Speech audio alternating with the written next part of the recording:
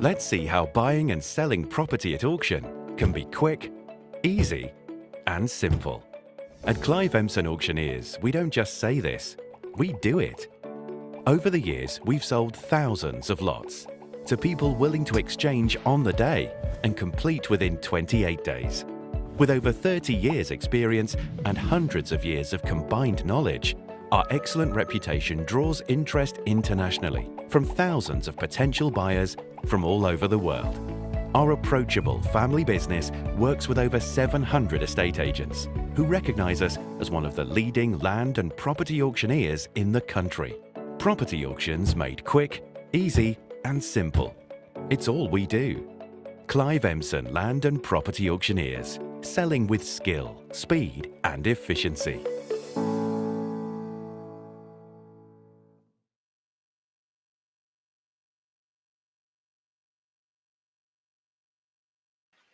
Well, hello everybody and welcome to the second Clive Emson Property Auction Show. I'm here with Paul Bridgman, of course. Paul. Hello, how are we doing? All right? Morning, lovely morning. It's a lovely morning, isn't it? It is hot, hot, hot out there, and we've got a lot of hot lots to get through today, haven't we? Like nice style of that, yes, yeah.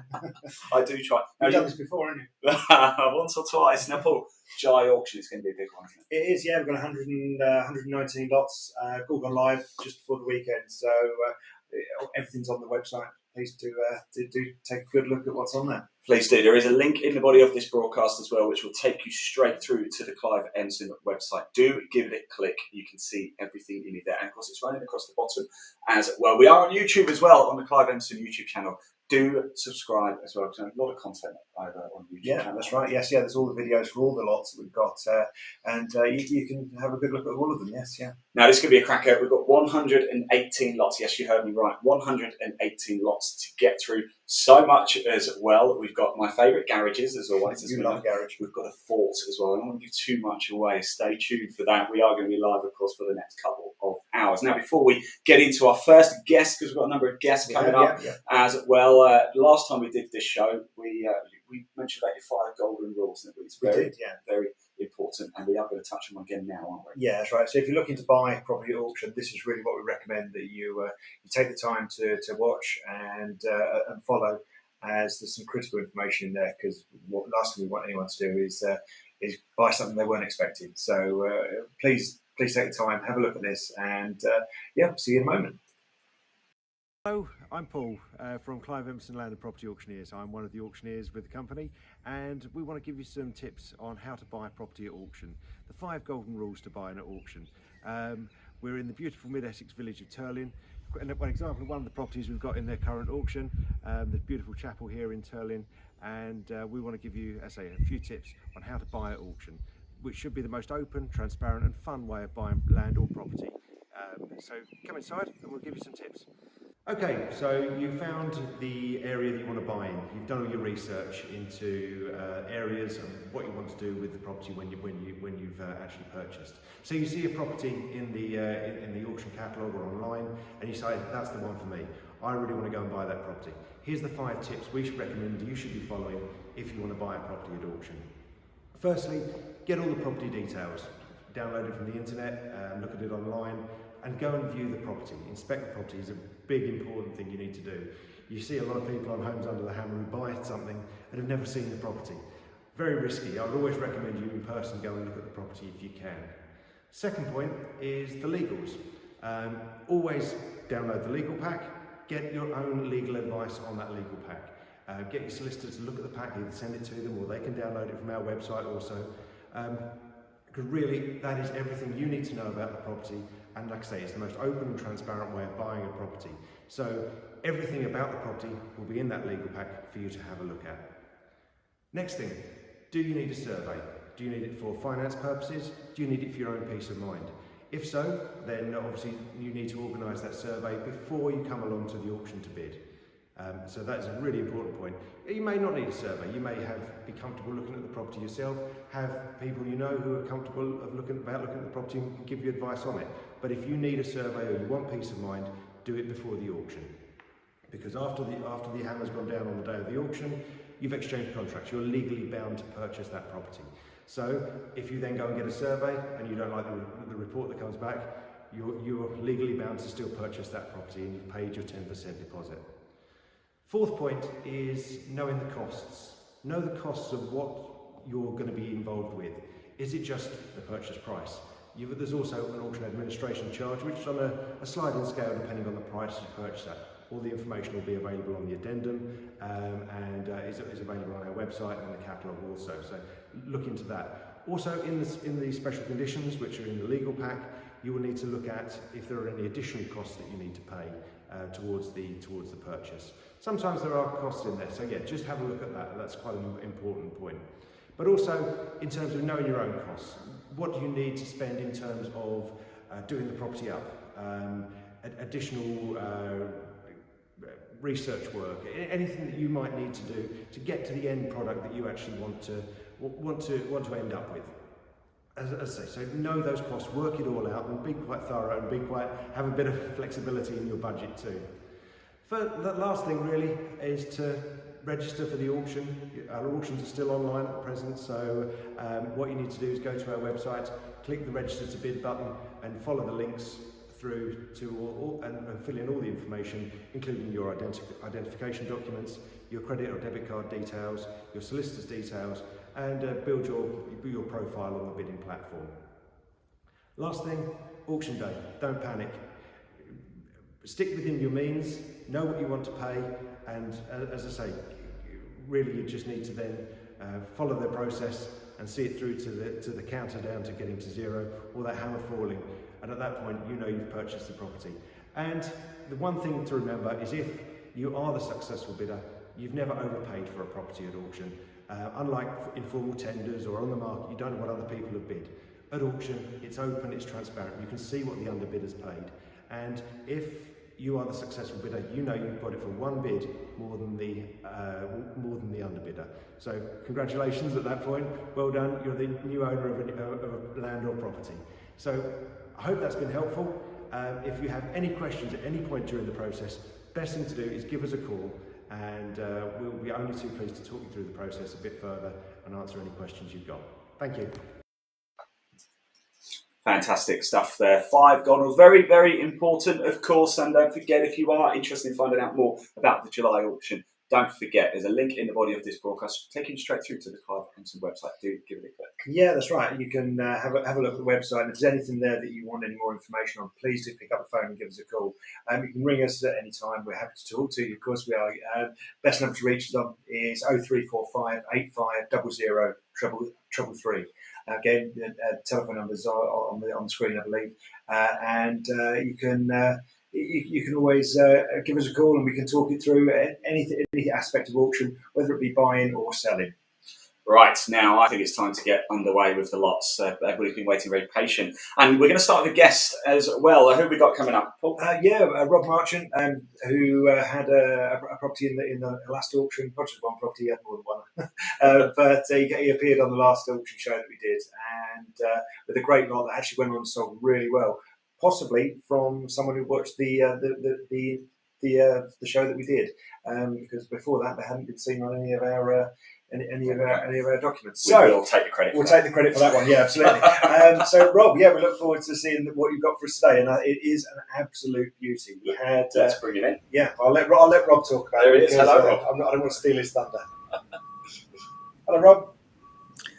Morning, gents. I'm always slightly worried, Paul, when I hear absolute beauty and my name in the same sentence. It really doesn't hang together very well. Don't do yourself down, Rob. Don't do yourself down. Good stuff. So, we had a fort in the Solent before, didn't we? Yeah, I many years ago actually did a charity auction, which you'll know, Paul, is something that we get asked to do on a reasonably regular basis to go and help charities. And I went out to Spitbank Fort, which is one of the Solent sea forts, which anyone who's ever been across the Isle of Wight will have sailed past or certainly seen. Did the charity auction and went very well. And at the end of it, the owner of the fort came up and tapped me on the shoulder and said, I want to work with you. Might have a job for you. So we were very pleased to get instructions to off a Spitbank fort for sale, and ultimately went on to sell it. And that was a real interesting one. Spitbank fort is actually, I guess, sister is the right word to use, a sister fort of Gilkicker, which we've got in the current auction. Back in the 1860s, Lord Palmerston, the then Prime Minister, decided that we needed to beef up the defences in and around Portsmouth, which was obviously still is the home of the Royal Navy. So they commissioned 3 forts which were built out in the Solent, then a whole row of them along Portsdown Hill, and then down the western side to provide defence for the city, all down through Gosport. So there's a row of them at Fort Brockhurst and running on down. And Gilkicker, which we're offering for sale, was built on the peninsula, overlooking the eastern end of the Solent, with a semicircular firing arc out across that end of the Solent to provide some protection for the entrance to Portsmouth Harbour. Yeah. Well, should we have a look at it? Let's As it do it. sounds pretty special. Let's have a look let's at do that. Fort Gilkicker. Okay.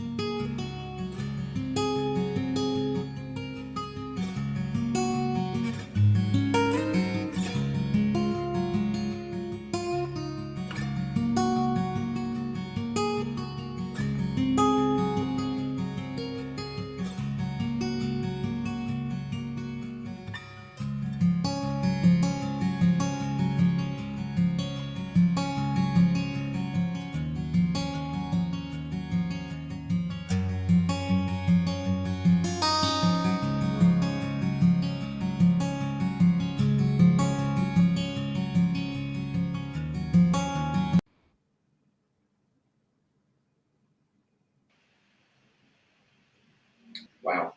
Stunning, isn't it? It's what a piece of architecture and a piece of history. So Rob, tell us more about it. I mean, about the actual history of it, and I know you obviously gave us an overview. Do you know what was it? Italians was stationed there, or?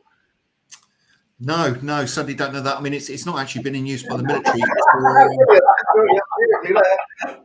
for a long time. I thought you were going to say I was old enough to be friends with some of the people that were based there, Paul, but sadly not. But no, it's not been in use by the military for a long time. It's lain in that sort of semi-derelict state for certainly as long as I can remember. And having grown up very locally to it, it's been like that. There was a radar mast on it until relatively recently, which the MOD had there for the access to and from Portsmouth Harbour, but that's gone. But the earth, it wasn't built originally with that earth bank round the side. That was added just before the Second World War. The First World War. They realised, I think, that anything that was like to get fired at them was probably considerably heavier than the French cannonballs of the 1860s. So they added that earth bank to provide some additional protection. Indeed, at the site on Friday, we were looking round, and there's some concrete in various places around the fort, and it looks as if that was probably put up when the earth was added, and that's got a date in July 1911 added to it. So 110 years ago, people were carving that date into the concrete, and here we are 110 years on, offering it for sale. Yeah, no, absolutely. I mean, it is a real piece of history. So no, I mean, I take you're doing viewings down there.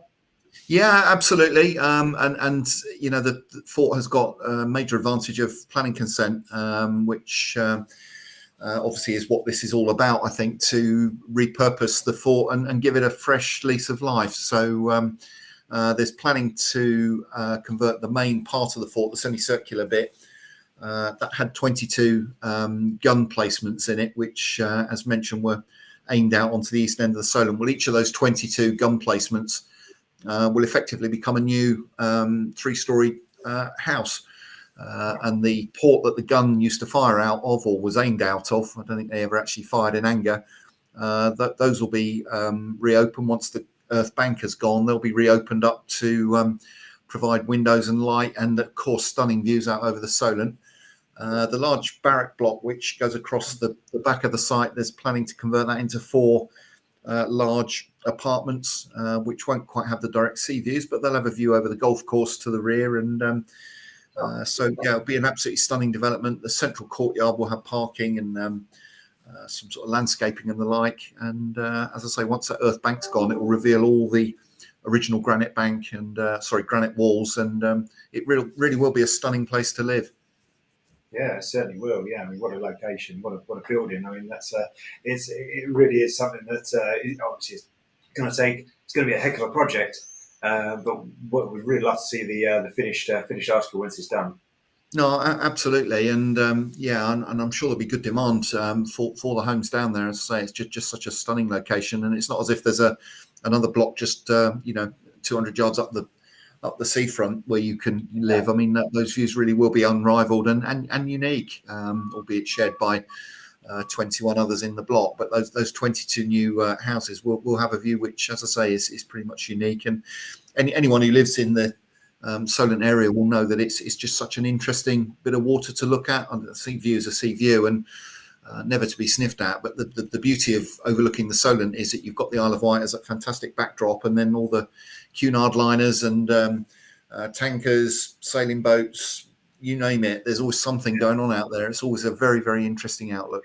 Yeah, absolutely. Yeah. What a place to live that would be, though. Yeah. That's incredible. Now, Rob, we've got you on because you've actually got another property that we're going to go through with you as well. 65 Arctic Road. Should we have a look at it first, and then you can tell us all about it? Slightly different. I mean, you mentioned hot properties earlier. You'll see what I mean when you look at the video as to why I throw that reference in. Let's have a look.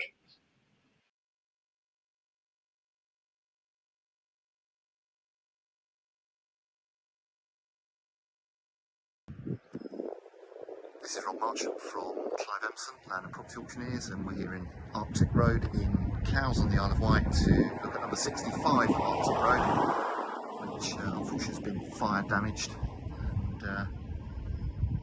as a consequence now makes an excellent project for new purchasers to come in and repair and restore, and then potentially either live in the house or add it to an income producing letting portfolio. So 65 Arctic Road, let's have a quick look at the street scene.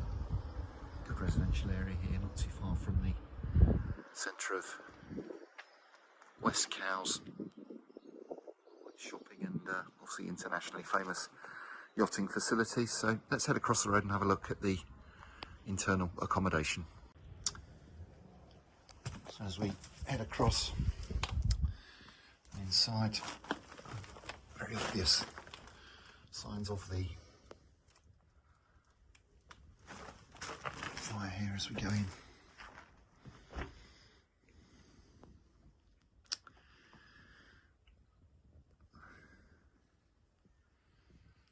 So this would have been the main reception room at the front of the house. Entrance hall running on down.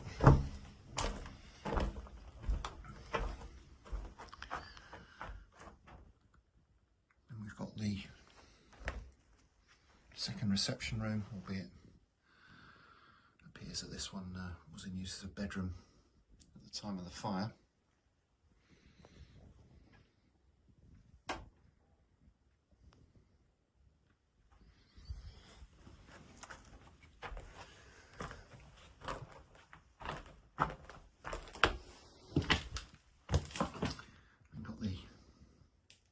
kitchen. And not an attractive view. Pick up some of the masts there on the Medina.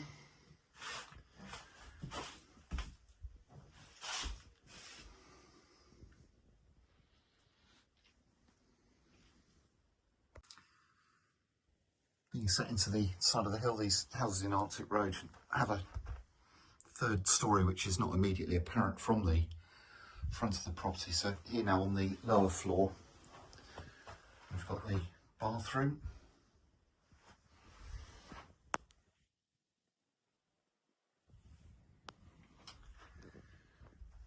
and in turn that's got a door running out to the rear of the building. And so arriving on the top floor, we've got the landing, bedroom here at the rear,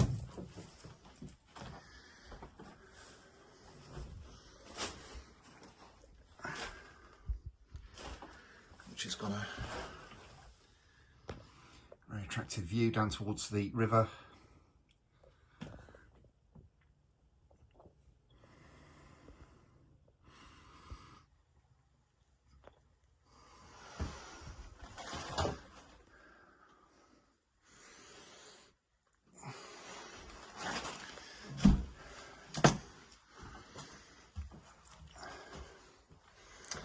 As we work along towards the front of the house, another bedroom here in the middle.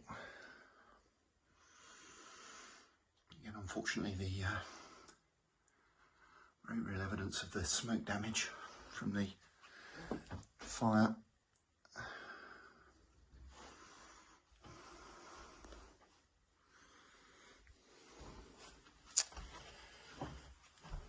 And then finally, in terms of the internal accommodation, we've got the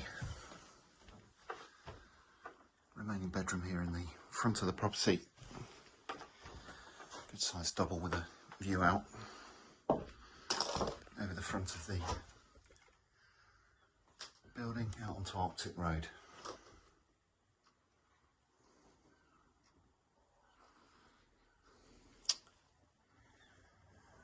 So that concludes our tour of the internal accommodation.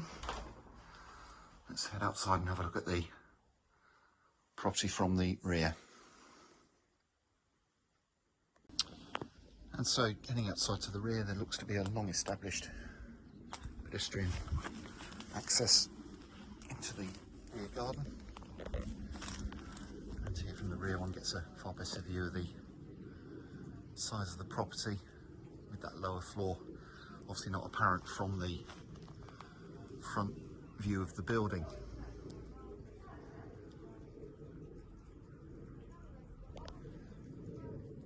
So in summary, this is 65 Arctic Road.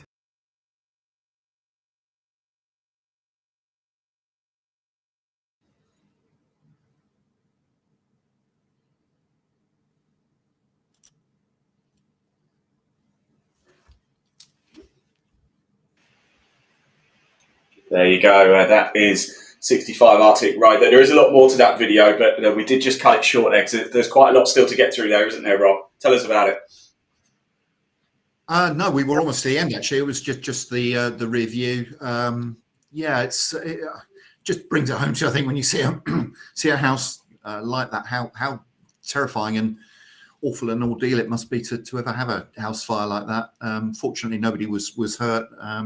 But as you'll see, the tenants have pretty much left everything in situ, and you can't blame them for not wanting to, to go back. But you often hear these stories about the way the smoke and whatever gets around the building.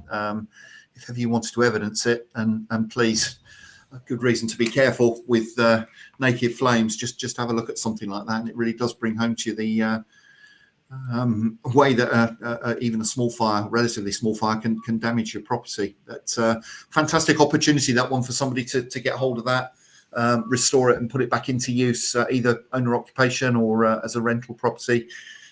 As we saw in the video, it's fairly close to the River Medina at the back there with all the boats, and of course Cowes is very famous as an international yachting centre. So yeah, really good opportunity, that one, for somebody. No, that's it. I reckon the market in that area is going to be good as well, isn't it, at the moment? Property market. Yeah, absolutely. Yeah, I mean, Cowes is always popular. Cowes, of course, is split into two parts.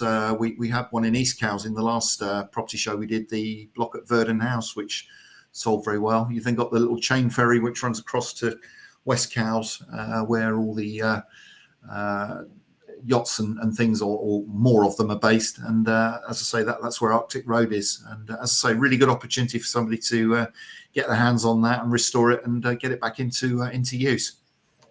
No, absolutely. No, it just emphasises as well the different types of lots that we have, coming up. I mean, that's so different to the last lot, which is so different to the next one we'll show. I mean, everything in the catalogue is so individual. It's very rare you get, a standard 3-bed semi on an estate, isn't it? I mean, there's such a varied collection of property in this catalogue. Well, we're very fortunate, Paul. I think you and I are doing this job in that you never know from one day to the next whether it's going to be another lock-up garage, a strip of grass verge, or fire damaged house or Victorian fort. We're so fortunate to see the variety of properties that we do. And no, you're absolutely right. There's a real good mix and cross section in this catalogue. And I think, as Clive used to put in his write up from time to time, something for most tastes and pockets, I think. So hopefully that's going to be the case this time round as well. No, that's it. I mean, I think that's a great introduction to the show today, Rob. Thanks for showing us those two lots. We're going to crack on with a quick snippet of a few more. And I wish you well with those, and it'd be great to see them featured on Homes Under the Hammer, wouldn't it? It would indeed, yes. Yeah, I think Gill Kicker might need its own episode, but we'll leave that to them. Feature length. We'll do a film, shall we? Indeed, yes. Yeah. Okay. All right. Thanks for joining us, Rob. Okay. Thank you. Bye. Bye. Yeah, we'll get into some of the features. I just want to talk about that fort again. My word, could you imagine owning that? I mean, what a development opportunity! I know, yeah, absolutely brilliant. It's such an opportunity to make something a real statement building. It'd be absolutely fantastic. I mean, I love bits of history like that. Yeah. Which when you see them converted, I mean, you see in some of the catalogue lots we've got coming up later, churches and that sort of thing. They always make stunning conversions. Oh, don't they? Absolute justice. Well, you know me from the and actually, this is one of the reasons why I've really enjoyed doing this, because you're right. It's so true. There is such a range. It's a wide range of properties going up, and land as well. Land, and of course, I'm a big fan of garages. Right, let's get into the lot images, shall we? We've got our next guest coming up soon, but not yet. We're going to move into the first set of lot images. So, lot number 1 now. Start at the beginning. Let's have a look. 28 Zealand. Let's pop it on screen. Zealand Road, yeah. Here we go. Yeah, we've got a 2-bedroom house for improvement, freehold house, standard sort of 2 up, 2 down. Really, it's nice little cottage. It looks like it needs a bit of life breathing into it, but great one to start with, I think. It's actually quite cute, that, isn't it? It is. Again, red brick cottages are always popular. Yeah. Popular. No matter where in the country they are, they're always popular. All right, let's move into lot 2 then, shall we? 93 Windsor Road. Let's have a look at this. Yeah, and this kind of goes to the other end of the spectrum, really. Yeah, it's a very individual looking place, but recently refurbished. So again, it sort of breaks the myth that everything at auction is a rundown property or something that needs work and has problems. No, I mean, quite often, a lot of what we sell is perfectly good property. It's not necessarily ready to move into because everyone wants to put their own stamp on something. But as I say, yeah, it really does vary in condition as well, not just. It's eye-catching, isn't it? It is very eye-catching. It is, yeah. Very nice indeed. Yeah. Right, let's move into lot 3, shall we? This is 34 Southall Court. Yeah, in Middlesex, runs from North London Way. Guide price 115,000. Leasehold residential investment, so it's a flat with a tenant in situ, currently producing £4,536. So not great rental incomes. However, as I say, I believe it's one of the older style regulated tenancies. So again, in time, I imagine, once that does become vacant, the capital value have increased greatly from 115,000. Yeah, absolutely. Especially in that location. Right, let's move on to lot number 4 now, because we have some of my favourite garages. They're the first set of garages of the day. Hopefully not the last. No, I'm sure it won't be. We always have a good number of garages because they make great little investments. Either if they are let already, but if they're not, someone might want to keep a classic car in there or let it out to local residents. And again, they're a pretty hassle-free investment, really. So not requiring a great deal of maintenance, and people can use them obviously for storage or putting a car in. Yeah. Super. Now, I will say, actually, just whilst we're cycling through these, if anybody has a comment, we can see your comments, so please do comment below. If you're the best place to actually have your say is actually at the Clive Emson Auctioneers YouTube channel.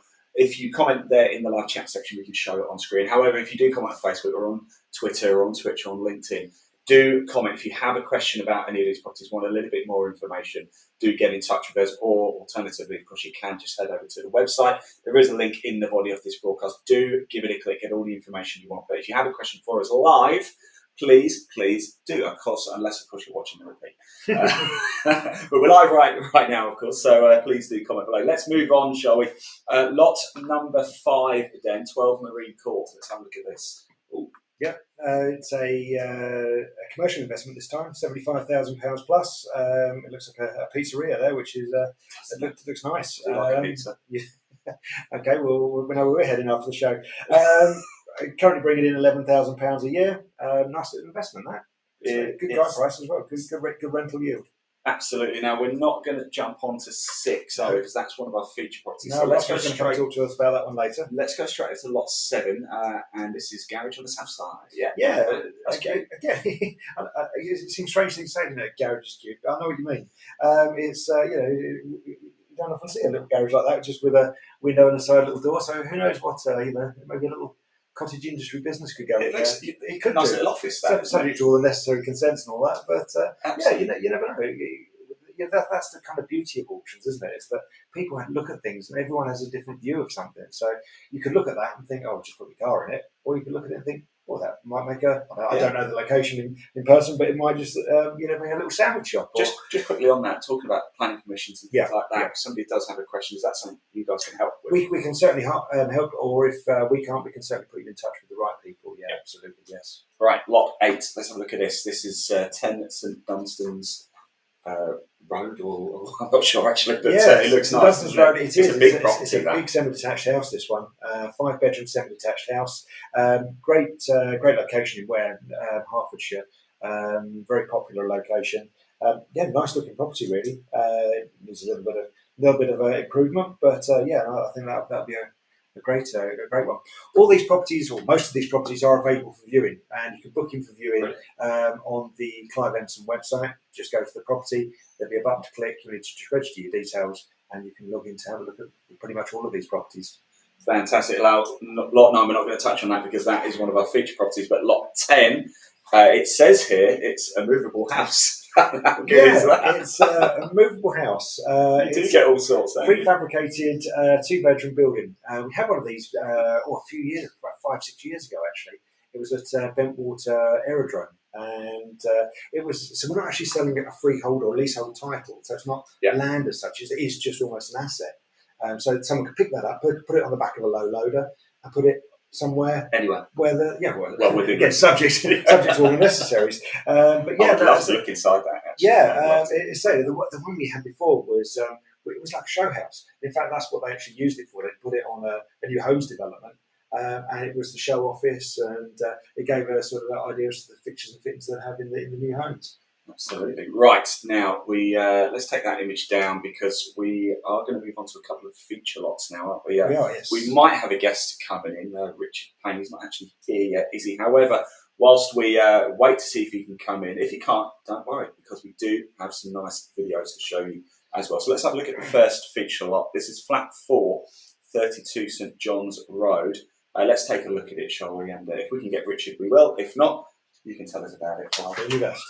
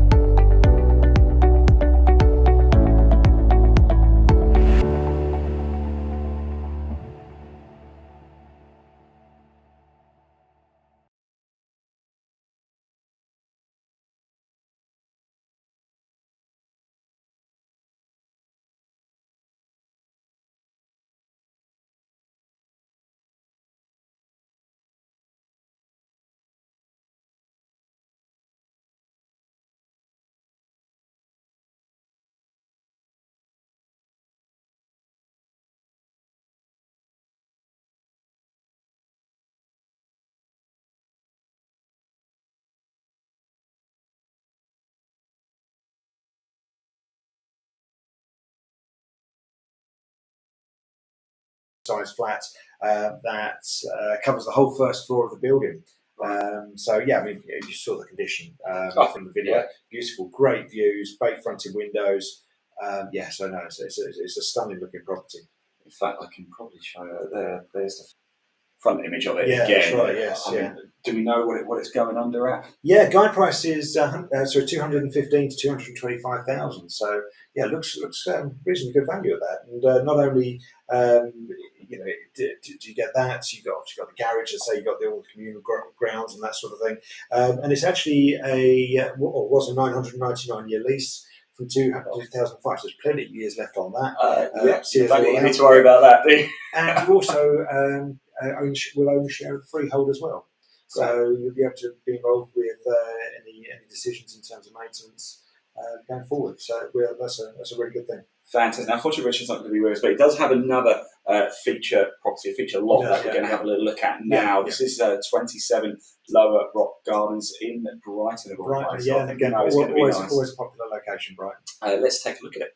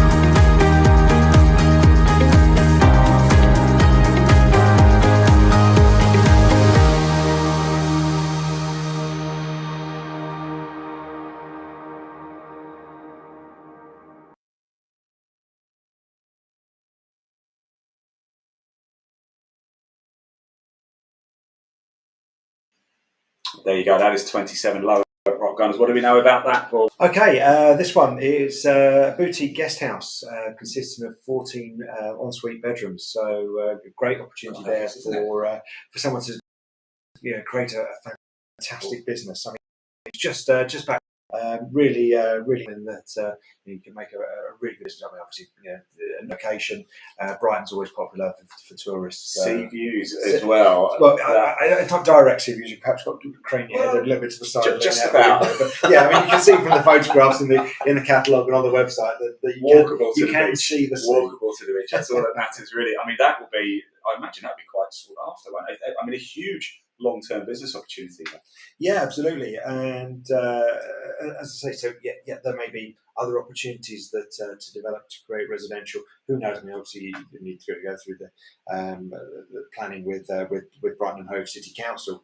But yeah, as I say, I mean, in terms of its location, Brighton's so accessible by train, by car. It's one of those great destination places, isn't it? Where you can go and have a really good weekend away.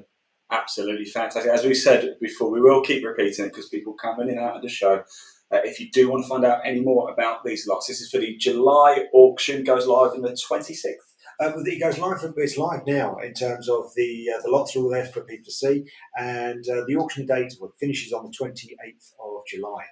But a couple of days prior to that, on Tuesday the 26th of July, we go live for bidding. We're going to do a short show before then, just to introduce it to the bidding and how to make sure you are you're all registered and ready to go.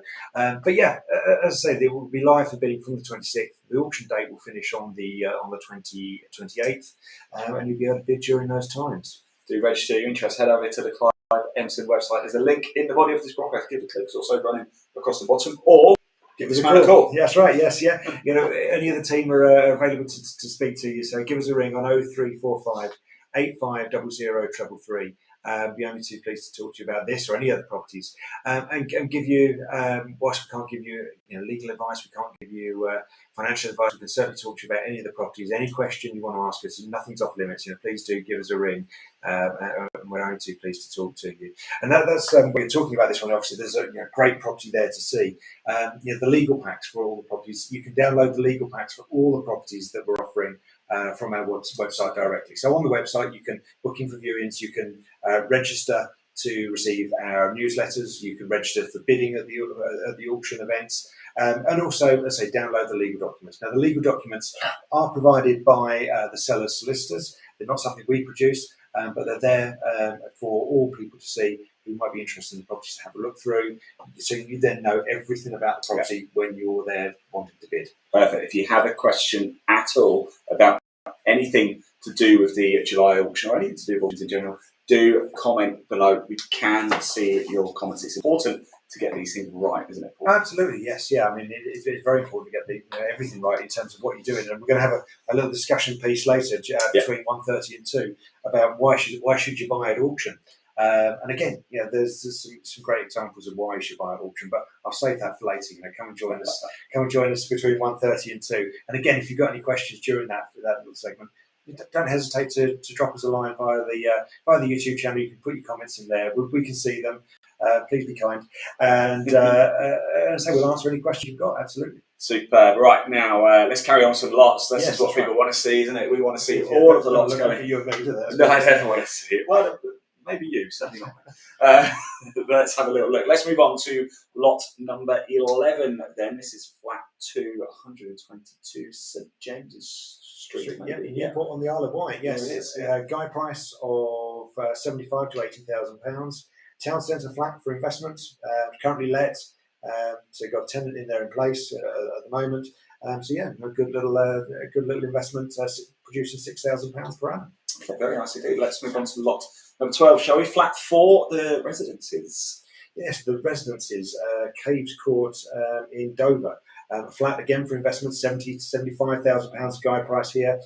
Currently let, producing £5,520 per annum. Again, a little flat there for investment. Nice, very nice indeed. Lot 13. This is we've spoken about this before actually in June. The ground rents. Just explain that to anybody watching now. Freehold ground rents. These are a particular kind of investment that aren't for everybody. but they can be very worthwhile. They can be very lucrative, whilst the incomes don't particularly high in the short term. For example, this one, ground rents, it's Taldua place. There you go. You can pick me up on that later. Guide price of £20,000. It's producing £1,320 per annum. So that's the ground rent payments that are coming in. Now people look at that and think, well, am I getting a property for £20,000? Yeah. Well, you are, but you're not. You're not getting one of the flats. You're not getting that. What you are buying is the freehold interest of that building. When someone has a lease, they don't particularly own anything other than the right to have their lease of their property within your building. So when you own the freehold, you own everything. Effectively, they've got a crude way of putting it, everything from heaven to hell. So everything below the ground, for everything for the airspace above. How high does that airspace go? Don't get technical. As I said, heaven to hell. Let's leave it there, and where that stops and starts, no one knows. But yeah, no, these are a great investment, but they're not for someone who doesn't really know what they're doing. They do require a bit of understanding, because it is your responsibility to maintain and insure the block normally, and you can recoup that charge through a service charge that you charge to each of the leaseholders. And then on top of that, the ground rent investment is basically the ground rent payment that the leaseholders pay to annually, usually, to have their flat in your building. Fantastic. Right, let's move on to lot 14, shall we now? And over to Hastings this time. Yes, 14, interesting looking building, this one. So you've got a freehold town centre property with planning permission for 7 flats. It's already been applied for and been granted. The details are all on the website. You can have a look there. But yeah, no, really interesting looking building there. Guide price of £360,000. I think that could be a nice little Manhattan, is it the Flatiron building, isn't it? It is, yeah. Not quite, but yeah, not quite Manhattan. The Hastings equivalent. The Hastings equivalent. Yeah, so that was introduced to us by Meridian surveyors who are joint auctioneers on this one, and we do an awful lot with joint auctioneers. In fact, we work with over 700 estate agents across the south of England, from Essex all the way down to the West Country, and so that we assist them with auction services for their clients, and because they know they can trust in what we're saying and the actions that we take to get the best price for their clients. Superb. Right, let's move on to lot 15 then, shall we? 20 Lurkins Rise. Yeah, Lurkins Rise in Cranbrook, 3-bedroom semi-detached house, guide price of £250,000 plus. It's a nice looking property. That 3-bedroom semi-detached. Again, nice location. So. Good stuff. Lot 16 then. Penavon, if I said that right, Penavon, yeah, in Redruth, yeah, Cornwall. As I say, we cover all the way down to the West Country, all along the south of England, and we go slightly further north as well now. But as I say, primarily they were our core areas along the south of England. It's a detached bungalow, central location, guide price 150 to 170,000. A lot of people think that the prices in Cornwall are going to be really high, and in certain areas, yes, they are. But you can get some really good property for not huge amounts of money down in Cornwall in places. Absolutely right. Lot 17 is 11 to 15, or is it? Yeah, 15? It's 11 to 15, which is just the odd numbers of Ashford Road. Yeah, lovely looking building, the old weatherboarding. Freehold investment, 3 shops, plus residential on the residential ground rent as well, the flat above, which is sold off on a 999-year lease. So you're not actually getting the benefit of that, just the actual ground rent income. Yeah, nice looking property. Guide price 240 to 260. Right, we're going to piggyback then. Lot 18, I think we're going to like this one. The Barn, Stanford Lane. Let's have a look. Stanford Lane in Headley, Hampshire. Commercial barn for refurbishment or development. Might need a bit of love by the look of it, but let's say fantastic structures these, and they always create good interest. So I think something like that is always going to be a great auction lot. Brilliant. Let's keep going. Guide price, because the guide price on that one just 185 to 195,000. Again, you saw Rob earlier. Rob's been looking after that one, so I'm sure he'll be only too pleased to talk to you. Fantastic. Lot 19 and 16, Elm Fields. Yes, Elm Fields. We've got a semi-detached house with countryside views. It looks like it's been extended at some point on the road there as well. Looks reasonable condition, might need a bit of improvement, but yeah, like I say, it's right on right on the edge of the Romney Marsh area, and just off of Swamp Road, which sounds inviting. But yeah, as I say, it's a nice looking property, that, and those sort of houses, again, always good sellers, always good renters. I think, especially in that location with the countryside views as well. Fantastic. Let's keep going. Go all the way back to lot 32 in this section. Let's move on to lot 20. I know our next guest is ready and raring to go. John, just bear with us. We'll be with you shortly. Lot 20 then, here we are. Yeah, lot 20 is a freehold development site, 4 townhouses. Again, it's not a totally descriptive photo, that one, but if you go to the website, you'll be able to see elevations of the planning permission that's been granted for the townhouses. But there you've got a guide price of £350,000 plus. It's in Bitton in Southampton.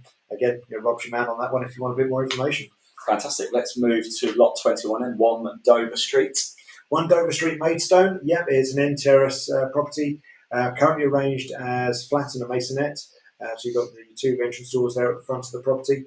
Guide price £240,000.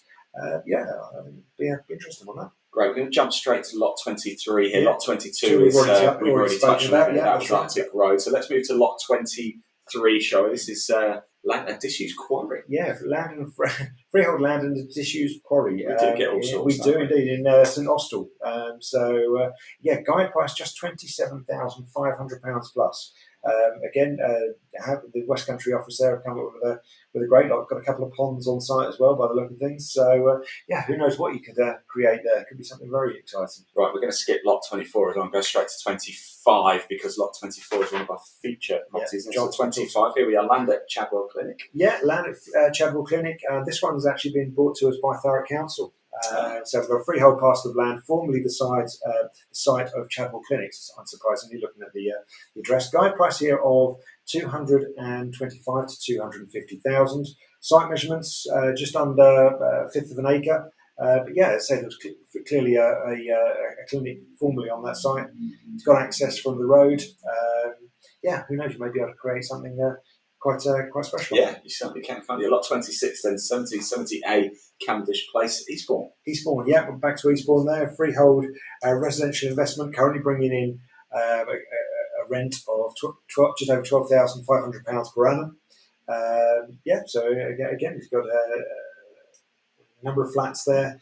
Nice looking property. Yeah, it certainly is. Right, let's keep going, shall we? Lot 27, then this is 439 Canterbury Street in Gillingham, yes. Yeah, you got a large house for refurbishment. Some of the fittings in there are a little bit dated, might need a bit of upgrading. But this one we've been instructed on behalf of executors. Guide price £250,000 to £260,000. You've got 4 bedrooms there. Good property to get stuck into. Nice indeed. Lot 28, move to the ground rent. Yeah, freehold ground rent. Guide price £24,000 to £26,000, that kind of region. Currently bringing in £1,400 per annum. That's an investment down in Folkestone. Very nice indeed. Lot 29 and 14 to 16A, South Undercliff. South Undercliff in Rye, that's right, East Sussex. We have a garage and flat above, which is all in need of repair. Guide price £140,000 to £150,000. Have a look at the website. There's some auctioneer's notes on this one as well, and further information. So have a look at that one. But a great opportunity, that one. It looks like it needs some gardening doing. It does, but when that's done, that's going to be stunning. Yes, so you get a lot of possibilities there. Right, let's move into lot 30, shall we? And we've got more garages. Lot 30, another pair of lock-up garages. Emerald view and the emerald by paint job as well. That's right, yeah, lovely emerald garage doors. And so you've got a pair of lock-up garages. They're freehold as well. Vacant possessions, there's no tenants or anything. Guide price on these ones just 11 to 13,000. So they're coming in at a good guide price there. So I think they will attract really good interest. Superb. Just 2 more to go before we bring our next guest in. Lot 31 is 8 to 12 High Street. High Street, yeah, in Street, funnily, in Somerset. Yes. So you've got freehold investment. Again, brought to us by George Auctioneers there. Tor estates. You've got a number of flats, all bringing in an income of just under £18,000 per annum. Superb. And lot 32 to close out this little section 1, Parsonage Cottage. This is going to be nice. Yeah, the street up Stoke in Rochester. Semi-detached cottage, again, lovely looking property there. Brought to us again by our joint auctioneers, this time Stratton Parker. Guide price 300 to 320,000. Really nice one to finish the little section here. Fantastic, good stuff. Let's take that image down now. It's time for another feature lot. I'm delighted to say we do have a guest. John Stockley is waiting in the wings, so let's bring him up. Here he is. Good afternoon, gentlemen. How are you? How are we doing? Very well indeed, thanks. Were you over in Maidstone? Oh, it's hotting up here, no doubt. And that's just the phone since we went live on Friday. It is indeed. Yeah, it's been very busy. It has, yeah, busy morning so far. Right, okay, we're going to have a look at the property that we've got coming up. I'll ask you to introduce it in a moment, and then we'll have a chat about it afterwards, if that's all right, John. Yeah, no problems at all. This is 77 Park Avenue in Gillingham, Kent. Big semi-detached house, been unoccupied for probably about 10 years now, and we're selling on behalf of executors. So it's a really typical residential property, something that's appealing to people who want to refurb either for themselves because it's a good location, or resell, or maybe rental prospects. So it's going to be attractive to lots of the market, I think. Fantastic. Let's take a look.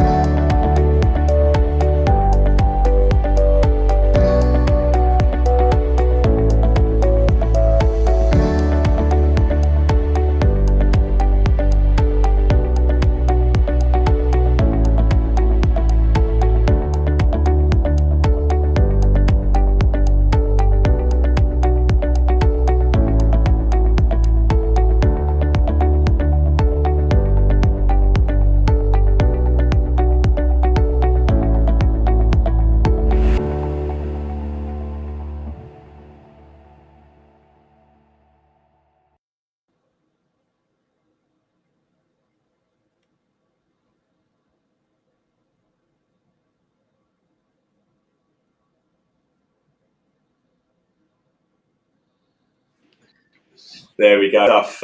John, tell us more about that. It looks a great. There's plenty to get your teeth into. I did tidy up before I took the video, in actual fact, but I don't think that came across too well. It's been in the family. It's been in the same family for many, many years, and it's sad. Like many of the lots that we have instructions, it's sad to see them in this kind of condition. But a lot to get your teeth into, and it's a good area, and it will do very well, I'm sure. Yeah. Tell us a little bit more about the area. Obviously, they're in Gillingham. Well, it's Upper Gillingham, which is a more expensive Victorian area where there was better money spent on semi-detached houses rather than lots and lots of terraces. There's a good retail zone quite close by, and there's good links to the motorway that takes you up to the Blue Water shopping centre, and the motorway up to London and Ebbsfleet. So it is a good location there. Yeah, and from Ebbsfleet, you get the fast train into London as well, don't you, from Ebbsfleet? You get into St Pancras from there. But the main line station at Gillingham is a very good commuter station. The high-speed link that ends up at Ebbsfleet goes through Gillingham as well, as does the Victoria line. So it's always been a good commuter location. Yeah, and of course to the continent as well, from Ebbsfleet. Yes, you can go the other way and out to France and beyond. Yes, indeed. But yeah, if you bought this property, why would you want to go anywhere else? Indeed. It is a good location.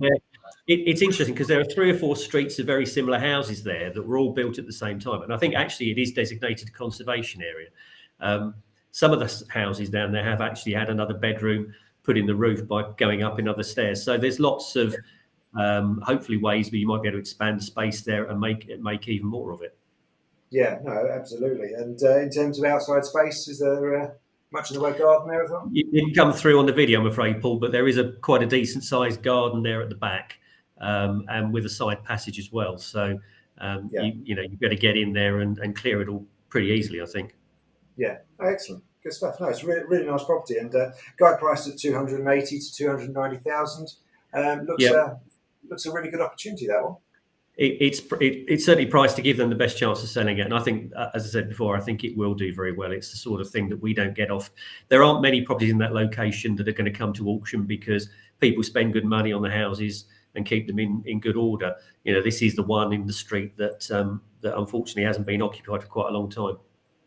Yeah, that's what we were saying earlier, is that that's kind of the great thing about a lot of the properties we see. Yeah, all right, they may look a little run down, but it's a great opportunity to breathe new life into areas, whether it's residential or commercial or high streets or whatever it might be. It's we see such great improvements into areas where we've sold properties at auction. Yeah, no, you're absolutely right, and people love the opportunity of being the first person that has the chance to put their mark on something. They'll take it back to brass tacks, start again, but they love the opportunity of doing that. They know they've done a good job. They also know they're going to end up with something that's exactly the way they want it. Yeah, no, absolutely. So that's great bit of information about the property there, John. What about yourself? How long have you been with the company? And I'm a bit of a dinosaur, unfortunately. I've been here since we kicked it off in 1989. So how many years that is? 33 years. We've seen the market. Clive on the straight and honest, yeah? Sorry, Paul? You kept Clive on the straight and honest. Absolutely, yeah. Absolutely, yes, yeah. It's been a lot of fun. It's been a lot of fun over a lot of years. We've worked hard. We're very lucky that we have great reputation with buyers and sellers, and we've worked very hard to keep that reputation. And it's hard fought, but it's good. It is, and that's it. It's exactly what you say there. We've got respect from buyers and sellers, and the buyers know they can't mess us around because of our reputation, and the sellers know we do an exceptionally good job for them. So like I say, it's built on that reputation, and a family-run company as we are. It's something very easy to lose, but we do a very good job at maintaining the standards that we put out there. We've got a great team. We do have a great team across all the regions, all the offices. Yeah. The variety of things that we are lucky enough to be instructed on, where people are trusting us with their properties to sell. From Cornwall right up to where Norfolk, Cambridge, and London areas, all around the southeast, we get some amazing things to sell that are only going to come to the market once. They'll That's never right. be Yeah. in the form again, and the fact that we are trusted to deal with them is a privilege. And I think not only that, they're people's biggest asset in terms of their monetary wise, but also it's the emotional attachment they have to a lot of these Absolutely. properties as well. Yeah. And it's managing and understanding people's emotions that are involved with the sale of the property too. Yeah. Well, there are several properties that I'm dealing with in this auction that have been in the family, like this one at Gillingham, but they've been in the family for years. And now they've come to the time to be sold. And they do give a great opportunity for people. One of them is a commercial one, again in Medway in Chatham High Street. But they've been on these people's ownership for years and years and years. Yeah, that's it. And the area that you cover yourself, what sort of area in Kent do you look after? West Kent. So if you draw a line down the middle, it's sort of everything west of the line from Medway down through Maidstone. So out towards Sevenoaks, meeting up with the M25. So it's West Kent down towards Tunbridge Wells. Yeah. Okay. Lots of different areas. Lots of different areas. Yeah, that's right. You've got a real diverse mix of areas and locations. Absolutely. Different value ranges, different property types, commercial, agricultural, rural areas. It keeps the grey matter working, that's for sure. Absolutely. Well, there you go. If you've got a property that you want to sell, or you've got any inquiries or any questions you want to raise about this property or any properties in that area, John's the guy to speak to. Pick up the phone, give us a ring, drop us an email. We're only too pleased to give you any advice. Please do. Yeah, absolutely. All right. Thanks ever so much for joining us, John. I really appreciate it. Well, lovely to talk to you too. I hope it all goes well the rest of the afternoon. Yeah, thank you very much. Enjoy the weather and don't get too hot. We will. Take Go care. have an ice cream. See you, John. Cheers. Bye. Bye. Right, good stuff there indeed. Ed Swift, good point. I actually went to Disneyland from Ed Swift. Did you? A lot easier, actually, from going into London. So there you go. Gillingham to Disneyland. What more could you want? That's living a dream, isn't it? So, right, let's move into some lot images because we do have our next guest coming up in about 15 minutes or so. He's going to be here in person, actually. He is, yes. Well. Yeah. That's what we like. So let's move straight into lot 30. Lot 33, yes. Here. So we've got a freehold statutory investment. So it's a property, like one I mentioned earlier, really, where we've got a statute. I can't say it's statute. A regulated tenant. So one of the old style tenancies. The level of income still decent at £9,802 per annum. But it's property there in Cranbrook in Kent. Guide price £240,000. Nice. Again, yeah, but the long term value, could see that one worth considerably more in the future. Absolutely. Right, lot 34. Then this is Flatford Prospect Cottage. Yeah, it's a guide price of £100,000. It's a flat in Truro. Again, nice looking building, great views over the local area. Little internal photograph there in the details as well in the auction catalogue. But yeah, log on to the website and you'll be able to see all the information on that one. And Dave down at the West Country office there has done a great job getting that one. And I think especially a guide at 100,000. Right, lot 35 then, 50 to 51 at Monckton Street. Yeah, commercial property this one, two freehold cottages and a former convenience store. So it's good. A good mix of property. So it's on the Isle of Wight, a guide price of £180,000 to £200,000. Great little opportunity to have a not only property but also a shop running as well. Brilliant, fantastic. Lot 36 then. Land and building opposite Warren Wood. This sounds interesting one. Yeah, you've got a couple of outbuildings there as well. You've got land and buildings just outside Maidstone. Guide price £100,000 to £110,000. Approximately, I've seen we've got an acreage on this one. Approximately 1.4 acres. So quite a nice bit of woodland. Outbuildings. Again, thanks to Stratton Park for the recommendation on that one. Brilliant. Remember, do check all of these out. Head over to Clive Emson website. There is a link in the body of this broadcast. Give it a click. It'll take you straight there. You don't even have to type it out. If you do want to type it out, it's www.cliveemson.co.uk. Or give me a call. What's the number, Paul? The telephone number to reach us on 0345 8500 333. You can reach us anytime during office hours. or if you're out of office hours, you want to send us an email, we'll always do our best to come back to you as soon as we can. So yeah, but please do give us a ring, whether it's about any aspect of buying, selling at auction, registering, what to expect. Even if you think it's a silly question, no question's a silly question. You don't buy a property at auction every day. That's what we're here for. We're here to give you as much advice as we can. Great, let's keep going then, shall we? A lot to get through. Lot 37 here, 64 Glimpsing Green. Glimpsing Green in Erie. Nice yeah, name, that's isn't it? right. Yes, yeah. Vacant one-bedroom flat with garage. Guide price 180,000. Brilliant. Right, straight into lot 38 then, shall we? 38, 24 miles. yeah, a little investment property here. So if you're looking for a buy-to-let, this could be your one. 95 to £100,000 guide price. Currently bringing in £8,160 per annum. So it's a flat there, second or top floor, one-bedroom flats, and nice little investment. I'm looking forward to seeing this one. Lot 39, Chapel Cottage. You just know it's going to be nice, don't you? Sounds idyllic, doesn't it? It is. Yeah, there you go. Great looking property. Freehold against statutory investment, so you've got a statutory tenant in there.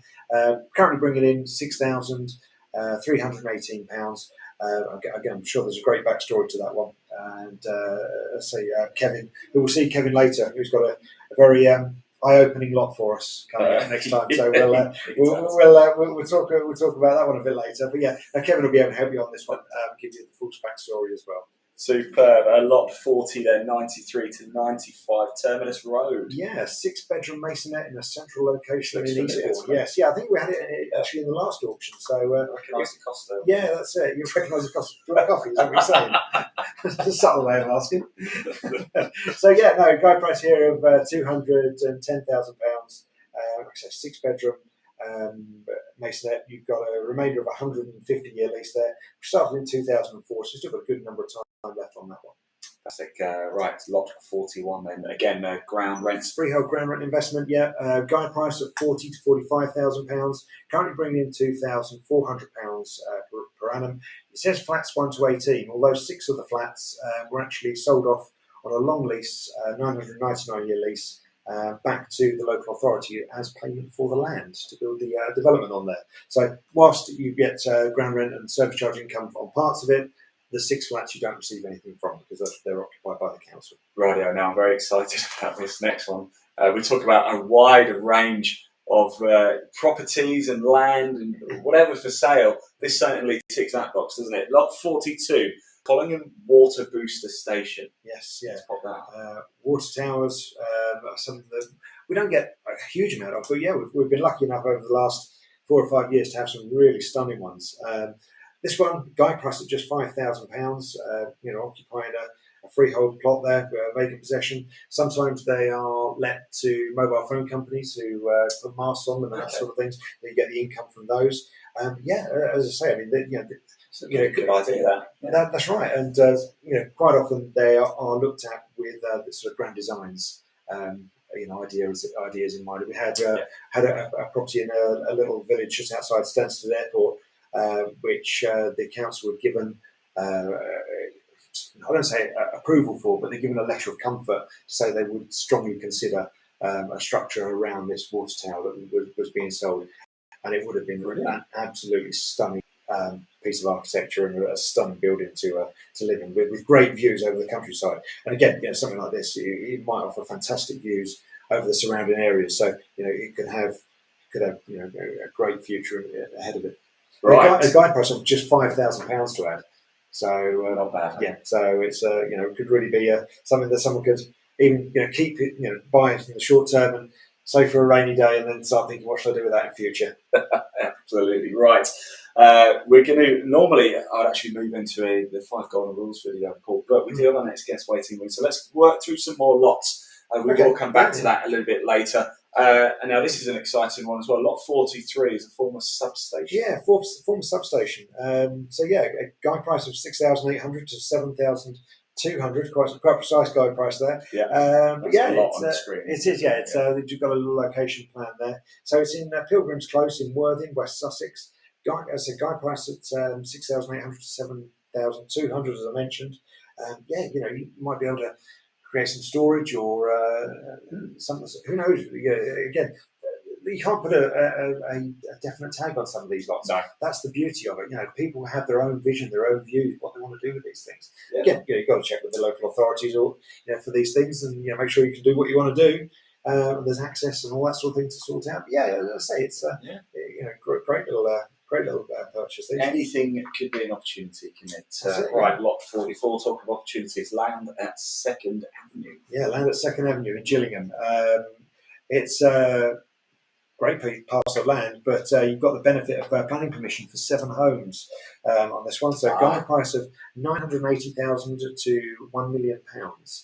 So yeah, there could be obviously some money to be made from the development there. It certainly sounds it, and with permission in place already. Yeah, that's going to snap up, isn't it? Well, you'd hope so, and it's quite a lengthy process to get a development together of that size. So yeah, all that process has already been gone through, and you look forward to a great new development there. Fantastic. Right, lot 45, 75 to 77, New House. Well, so yeah, New House Lane. Although it doesn't look particularly new house, which is nice. It's a beautiful looking cottage there. Yes, yeah.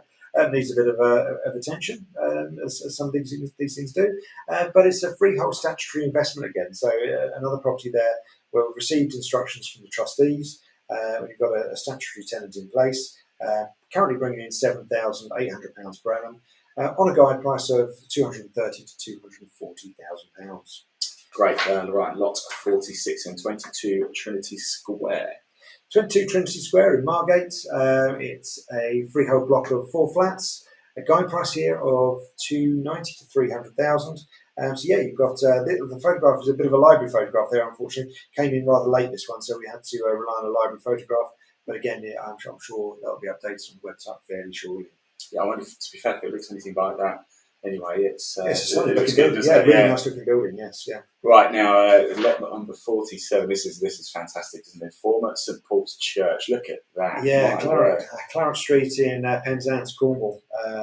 Yes, well, these buildings are always stunning. There's some internal photographs that you can see from the on the website, and there'll be a video there as well.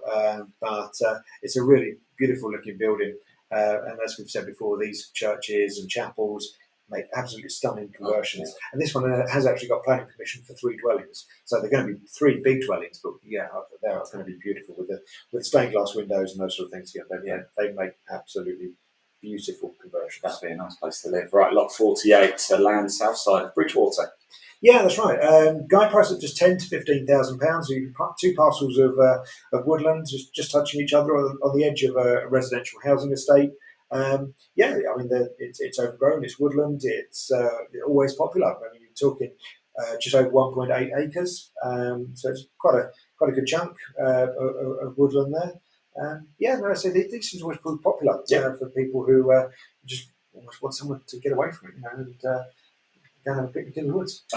Why not? Absolutely, why not? Indeed. And a nice part of the world as well in Salisbury, Wiltshire. Absolutely. Right, lot 49. We've got some garages and a drive. Is that right? Yeah, garages. So we've got 2 vacant garages for investment.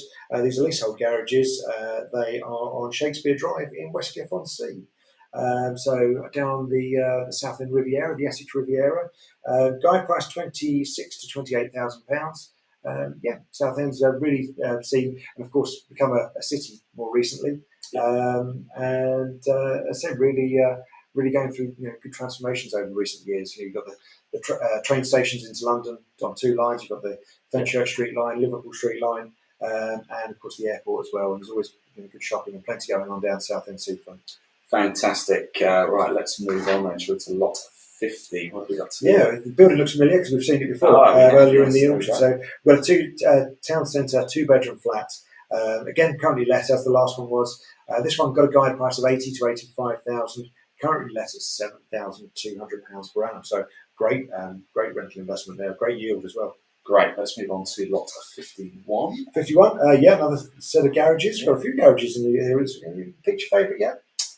I like the Emerald one. The Emerald garage, yes. That's my favourite so far. Okay, so we've got 4 lock-up garages and a little parcel of land to the front. So guide price of £45,000 to £48,000. Nice little site there. Again, great potential to either let them out to local residents or for storage. Yeah. Great, let's go into lot number 52, Sharwoon. It's the detached bungalow. Yeah, interesting looking property, this one. We've got the shutters, the fencing up around the outside there at the moment. Freehold with vacant possession. So you've got London Road in Amesbury, just outside Salisbury. So guide price of 190 to 210,000 pounds. Yeah, again, Rob, who we saw earlier, has been involved with this one, and got planning as well there for conversion to 4 studios or bedsits. Wow, fantastic. Right, let's keep going, shall we? It's a lot 53. The cottage, I assume this is? Yeah, the cot. The cot. The cot. Oh, yes, it is the cot. Yes, yeah. The cot in Stanbury Court in Crediton, Devon. Property for complete refurbishment or replacement even. So yeah, got freehold with vacant possession. Guide price for a property there just £15,000. £15,000 plus. So that will generate huge interest. I'm quite sure of that. Yeah, I'm sure it will. Right, 2 more lots to go before. Just got to add on that one. Sorry, that viewing on this one's not possible owing to the condition of it. Okay. So again, there's internal photographs and more information on the website. But yeah, please do have a look at that. Not one we're going to be able to get you inside, but again, I anticipate we'll have really strong interest on that. I imagine so. At that price, yeah. Yeah, absolutely. Probably don't need to see it inside the that price either. Here we go. Right, lot 54, Land Tank Hill Road. Oh wow. Land at Tank Hill Road in Purfleet-on-Thames. So you've got a freehold parcel of land here, again, brought to us by Thurrock Council. Got a guide price of £250,000 to £275,000. Vacant parcel of land on 2 freehold titles, either side of the Mardyke River. The Mardyke actually flows into the River Thames as well, and it's all a bit overgrown. The south part sort of goes onto a housing development, and the north part there's some commercial units. So there may be potential, subject to all the necessaries, of course, for some alternative use there in future. Superb. Right, lot 55 before we bring our next guest in. 62 High Street. 62 High Street, yeah, large commercial and residential property for refurbishment. Again, take a look at the website. Some great internal photographs is what you can expect there. Got a guide price of 170 to 175. But yeah, there's some great shots there of what it's like inside, and yeah, I think that could be made to look very nice indeed. Absolutely right. So let's take that image down. I'm just going to move back to our first folder where all the videos are, because very shortly we are going to bring our guest in, aren't we? We're going to bring Russell Hawkes in it. We're going to have a look at 31 Palm Avenue in Sidcup.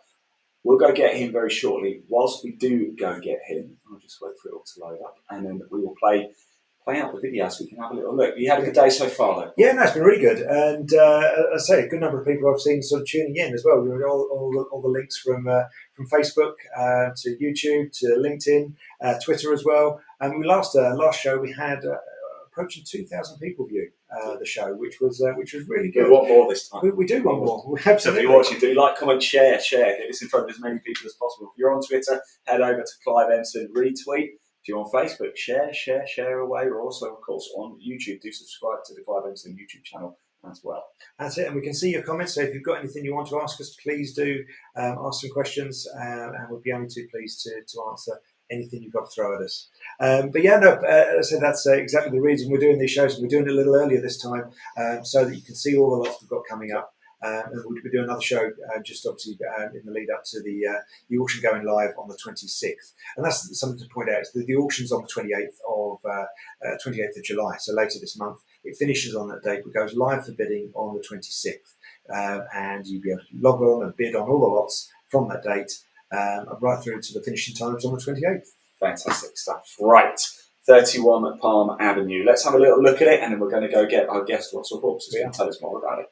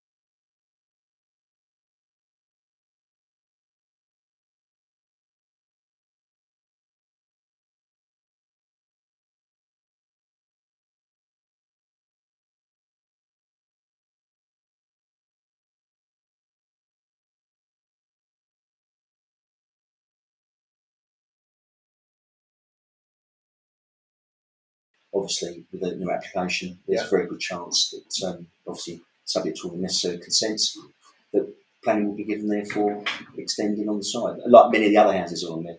Yeah, no, it's a freehold house. Yeah. Obviously, there's great potential. Obviously, it's got parking on the front. Absolutely. Yeah, so you've got the off-street parking. Yeah, there's a crossover there, so onto the drive, and then obviously, as you can see from the front garden, there's a potential there to maybe have an extra drive. Yeah, absolutely. So, a really nice property and plenty for people to get their teeth into. Because, as I say, it's such a good area. Tell us a bit about the location as well. Well, that part of Sidcup, it's very close. Well, I say very close. It's a very short walking distance to the town centre. Plus, you're quite close to access through to get onto N25. Yeah. So, on the fringes of Sidcup, but still within easy distance of local schools and the local shops. Brilliant. So, well, I know we've had really good success on properties in Sidcup and yeah. surrounding areas in recent times, and selling for really, really good prices. So anyone who's looking to sell in the Sidcup area, give Russell a call. He's your man. He knows about it. Knows about the areas and the prices down there. So please do give us a call if you're looking to sell in future. But no, so this one I think is a great example of what goes really well at auction, and I think we'll see a good number of people queuing up to view this one. In fact, one of the properties we had in Sidcup, not at a similar price to this. I think earlier this year we had best part of 100 viewers. I'm not saying necessarily, I'm not going to put that, but I think that was towards the early part of this year or back end of last year. That was, it's a great looking property, and it's great potential for improvement in future. So we've seen this property. We've got a few more in this auction as well, and you've been with us now for nearly 2 years at the Essex office. 2 years. Tell us a bit about yourself and the job you've been doing. I still pinch myself 2 years in because working for Clive Emson is a fantastic organisation. So, I've been in property for 36 years, and I love auction. So you don't look old enough to. I know. It's shown a little bit now, so I've had a fantastic time since you had problems. Brilliant. Well, I say you're doing a fantastic job, and I say the properties you brought to auction have done extremely well. So no, you've done great. So let's keep that continuing, shall we? And as I say, I just want to say thank you ever so much for joining us on the show. That's absolutely fine. It's a great show. We've done really, really well. It's really good. It's good. Like I say, we had 2,000 people view the show last time. I'm sure it's going to be more this time, and keep telling everyone to log on and watch and see the sort of we've got coming up. There'll be more like this, as the show goes on. So thanks, Russell. Thanks for joining us. We're just going to have a quick look at another video as to a little bit more about Clive Emson. We are the UK's leading independent regional auctioneer, and regularly in the top 5 auctioneers in the country, and regularly probably one of our best adverts, and great fun to be involved with. So now we're going to show that video now, and we'll get back to looking at some more of the lots. Thank you.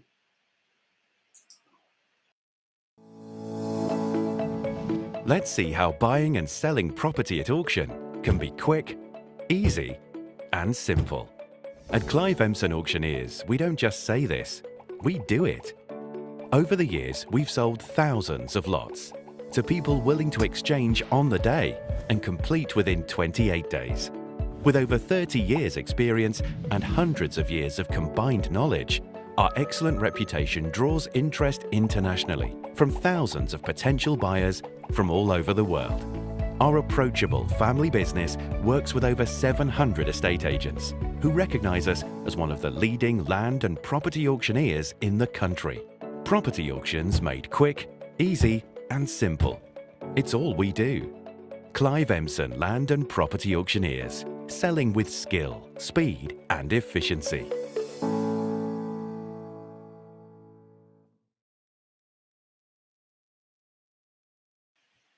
Right, sorry everybody, I'm back. So sorry about that, Paul. Probably a good time there, Russell. Great to see there, isn't it? But we've still got an awful lot to get through. We've just changed up the order a little bit, so we're going to run through some more lots now. We're going to run through from 56 through to 66. So let's get straight into it. So lot 56. Let's have a little look at that. We'll just wait for that to pop up on screen. So lot 56 coming up. We've just got to juggle the studio around a little bit. And then we'll have it up. What have we got for lot 56? Right, lot 56 is a double-fronted shop unit, so it's effectively 2 shop units in Cromwell Road in Grays. Guide price of £300,000. Had a good bit of success in Grays recently with other properties we've sold for Thurrock Council. This is another one for Thurrock Council actually, and it's a furnishing shop, as you can see. Good plot. There may be potential to create something different there, subject to all the necessaries, of course. Maybe go upstairs to create residential accommodation. Who knows? But yeah, so it's a double shop unit. It's been extended on the ground floor. There's an access road to the back as well. And again, have a look at the website. You'll be able to see some more information, more photographs on that one. Superb. Right, lot 57, 22 Brunswick Square. Brunswick Square in Herne Bay, Kent. So you've got freehold residential investment property, guide price of £260,000, and this one's bringing a touch over £24,000 a year. So it's currently let as an HMO, so house and multiple occupation. So you've got 6 letting rooms there, all bringing in an income. Superb. Right, lot 58, Buxton Business Centre. This rings a bell. Yeah, we had this in the last auction, but sadly was postponed from the auction in June. But it's back and everything's sorted out. So it's currently let, bringing in £1,860 per annum, but previously been let at a touch over 47,500. So great income driver there, good location, and it's one where I believe the owners were operating on site their business, and they're looking to just sell and move on.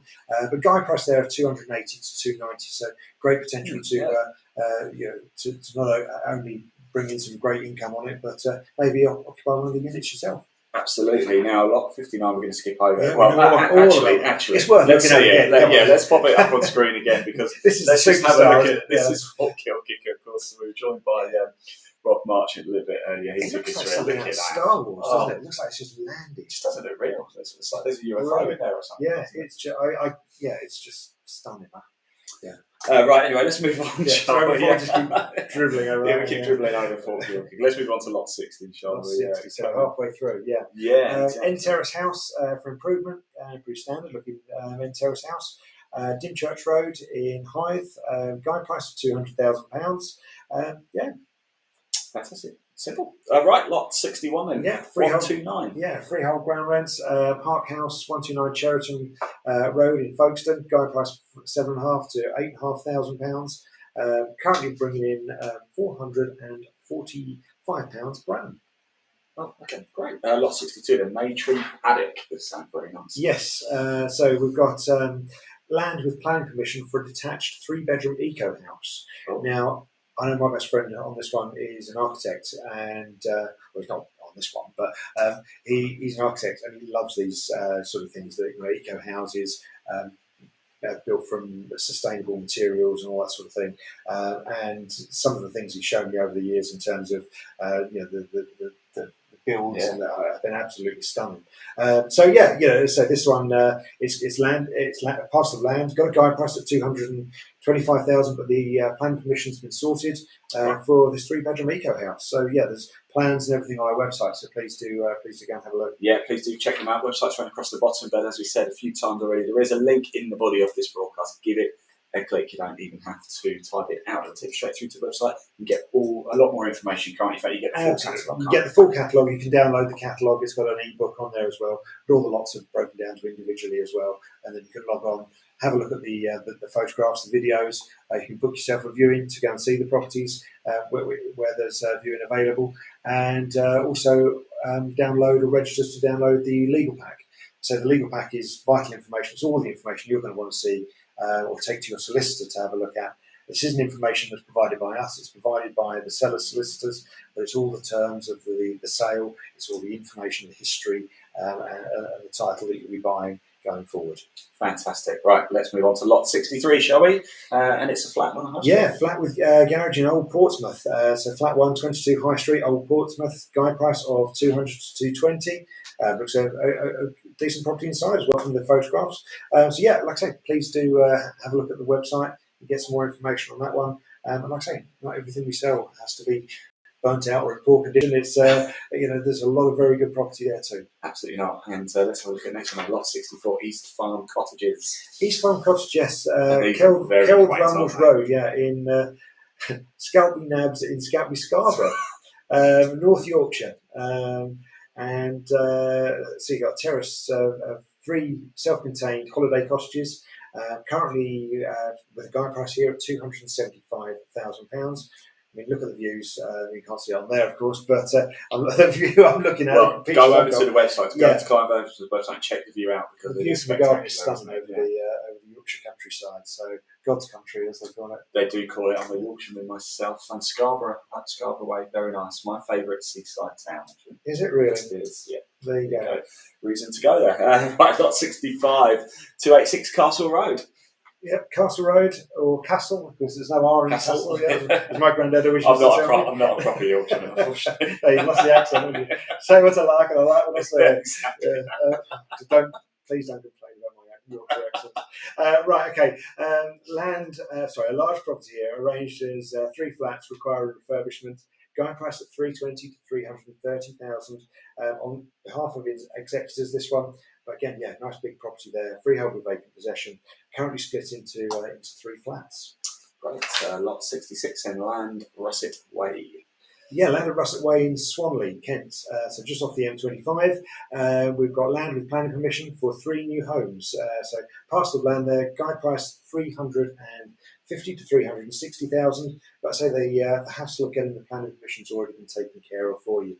So it's a great opportunity for three new homes. Superb. Lot 67 then, a bit more land as well. Yeah, more land. This time in Tilbury, Quebec Road to be more precise. It's freehold land over two parcels of land, all on one freehold title. Guide price of 375 to 400,000. It was the site of a former youth centre owned by Thurrock Council. Now the youth centre has been demolished. It's a vacant, bare site, currently boarded up. It's got viewing windows, so you can go down and have a look. But there's also a sports court next door, which is part of it, and it's still in standing condition. And we were going to get on there and have a game of football, but if you're a Leeds supporter, I'm not inviting you. I am a Leeds supporter, unfortunately. Right, lot 68, Unit 2, Newbury House. So yeah, Newbury House, Exeter Airport Business Park, in Exeter, of course. Substantial office premises. A popular business park. Guide price at 350,000 to 400,000 pounds. Held on a 999-year lease on behalf of LPA receivers. It's a nice instruction, that one. Great office accommodation. Let's hope someone creates a great business from there. I'm sure they will. We're going to motor all the way up to lot 77 here. So here we are at lot 70, 11 Ramsgate Road. Oh, we jump one. We're at lot 69. Oh, 69. Apologies. That's all right. Apologies. 69. Yeah, I'm one ahead of myself. Yeah, that's it. And St Leonard's on Sea, Marine Court. What a one for me to have missed. Well, yeah, it looks like an ocean liner, doesn't it? It's a great looking building. We've had a few of these over the last couple of years, and they've always sold pretty well. Currently let at £5,100 per annum, but a real sort of landmark building there in St Leonard's. It certainly is. Right, now we'll come to lot 7011 at Ramsgate. Right, I'm very eager to come to this one. You are. I don't know why, but clearly like the look of this one. Yeah, well, I do. Yeah. So we've got a freehold block of flats for investment. Guide price of 440,000. Number 11, Ramsgate Road in Broadstairs. Currently arranged as 3 flats.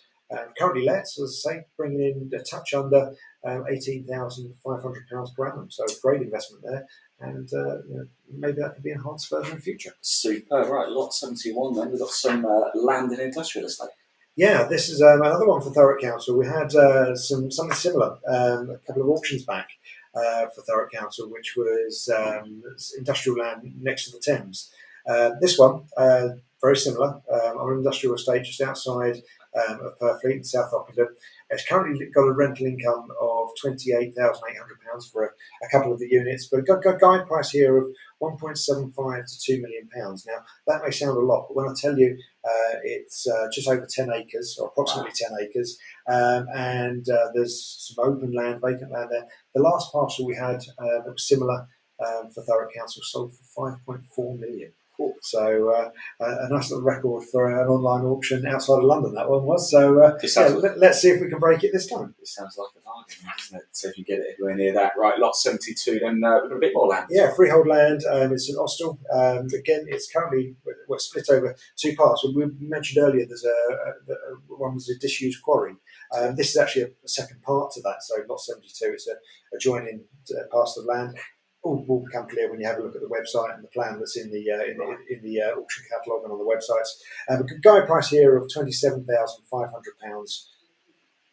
But yeah, that's our freehold land. Yeah. Superb. Right, lot 73 then. What railway cots? Yeah, railway cottages in Yapton, Arundel. Arundel is West Sussex, lovely part of the world. When you drive along the A27 on the way to Goodwood or something like that, it's Arundel with the castle. With the big castle. And looks in nice. Arundel, well, I went to a shop there and I like Scotch eggs. But I like You love Scotch eggs. I like Scotch I learned eggs. a lot about But it. I like chocolate Scotch eggs even better. I've never heard of chocolate What they Scotch do, egg. there's a shop in there and it is absolutely incredible.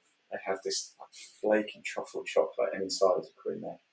Oh my! I've never had anything nicer in my life. That sounds amazing. Absolutely beautiful. I'm going next time you pass it, pick me one up. I would purchase this just for that, just to go there. So guide price at 220,000. Got our first bidder. That's great. Let's move on. Next, we have a freehold investment property or development potential or refurbishment. And this is lot number 74. Guide price of £210,000 to £230,000. Holdenhurst Road in Bournemouth. So it's got currently let and producing £14,000 per annum. Yeah, there's great potential that you could look to enhance that or develop that further. Fantastic. Right, lot 75 then, 79 High Street. Yeah, it's a vacant shop with a masonette for improvement. So you've got the ground floor, former gun shop on the, obviously on the ground floor, and then upper parts which may create residential accommodation. Excellent. Right, Well, in fact, it does create residential accommodation because there's a two-bedroom masonette. Perfect. Right, lot 76 then, 162 Hartnett Street. Hartnett Street in Maidstone, yeah, vacant land with vehicular access. Guide price at just £20,000 to £25,000. Just over 0.1 of an acre. But yeah, you see on the website there's more information there and a plan giving you a bit more information about the location of that parcel of land. Brilliant. Right, the last one in this little section, lot 77, 98 Goodwin Avenue. Yeah, cracking auction lot as well. Detached house for refurbishment. Someone could really put their own stamp on this. Goodwin Avenue in Whitstable. Guide price £400,000. Our joint auctioneers Kimber Estates brought this one to us. But yeah, so you look at the photographs for that. It's got blank canvas written all over it. It certainly does. Right, now we've got a guest coming in shortly. They're not with us just yet, but before, actually, because we were running a little bit ahead of schedule, we didn't get a chance to have a look at your 5 golden rules video again. So I think, I don't know about you, but I think we should play it again and have a look at the 5 golden rules. I think we should get someone else to record this. People are going to be sick of the sight, aren't they? No, they're not. It's really good. 5 golden rules of bidding from Paul Bridget. Hello, I'm Paul from Clive Emson Property Auctioneers. I'm one of the auctioneers with the company, and we want to give you some tips on how to buy property at auction. The 5 golden rules to buying at auction. We're in the beautiful mid-Essex village of Turlin. An example of one of the properties we've got in their current auction, the beautiful chapel here in Turlin, and we want to give you, as I say, a few tips on how to buy at auction, which should be the most open, transparent and fun way of buying land or property. So come inside and we'll give you some tips. Okay, so you found the area that you want to buy in. You've done all your research into areas and what you want to do with the property when you've actually purchased. So you see a property in the auction catalogue or online, and you say, that's the one for me. I really want to go and buy that property. Here's the 5 tips we should recommend you should be following if you want to buy a property at auction. Firstly, get all the property details. Download it from the internet, look at it online, and go and view the property. Inspect the property is a big important thing you need to do. You see a lot of people on Homes Under the Hammer who buy something and have never seen the property. Very risky. I would always recommend you in person go and look at the property if you can. Second point is the legals. Always download the legal pack, get your own legal advice on that legal pack. Get your solicitor to look at the pack, either send it to them or they can download it from our website also. Because really, that is everything you need to know about the property, and like I say, it's the most open and transparent way of buying a property. So everything about the property will be in that legal pack for you to have a look at. Next thing, do you need a survey? Do you need it for finance purposes? Do you need it for your own peace of mind? If so, then obviously you need to organise that survey before you come along to the auction to bid. So that's a really important point. You may not need a survey. You may be comfortable looking at the property yourself, have people you know who are comfortable looking at the property and can give you advice on it. But if you need a survey or you want peace of mind, do it before the auction. Because after the hammer's gone down on the day of the auction, you've exchanged contracts. You're legally bound to purchase that property. So if you then go and get a survey and you don't like the report that comes back, you're legally bound to still purchase that property and you've paid your 10% deposit. Fourth point is knowing the costs. Know the costs of what you're going to be involved with. Is it just the purchase price? There's also an auction administration charge, which is on a sliding scale depending on the price you purchase at. All the information will be available on the addendum and is available on our website and the catalogue also. So look into that. Also in the special conditions, which are in the legal pack, you will need to look at if there are any additional costs that you need to pay towards the purchase. Sometimes there are costs in there, so yeah, just have a look at that. That's quite an important point. But also in terms of knowing your own costs, what do you need to spend in terms of doing the property up, additional research work, anything that you might need to do to get to the end product that you actually want to end up with. As I say, so know those costs, work it all out, and be quite thorough and have a bit of flexibility in your budget too. The last thing really is to register for the auction. Our auctions are still online at present, so what you need to do is go to our website, click the register to bid button and follow the links through to and fill in all the information, including your identification documents, your credit or debit card details, your solicitor's details, and build your profile on the bidding platform. Last thing, auction day. Don't panic. Stick within your means, know what you want to pay, and as I say, really you just need to then follow the process and see it through to the counter down to getting to zero, or that hammer falling. And at that point, you know you've purchased the property. And the one thing to remember is if you are the successful bidder, you've never overpaid for a property at auction. Unlike informal tenders or on the market, you don't know what other people have bid. At auction, it's open, it's transparent. You can see what the underbidder's paid. And if you are the successful bidder, you know you've got it for one bid more than the underbidder. So congratulations at that point. Well done. You're the new owner of a land or property. So I hope that's been helpful. If you have any questions at any point during the process, best thing to do is give us a call, and we'll be only too pleased to talk you through the process a bit further and answer any questions you've got. Thank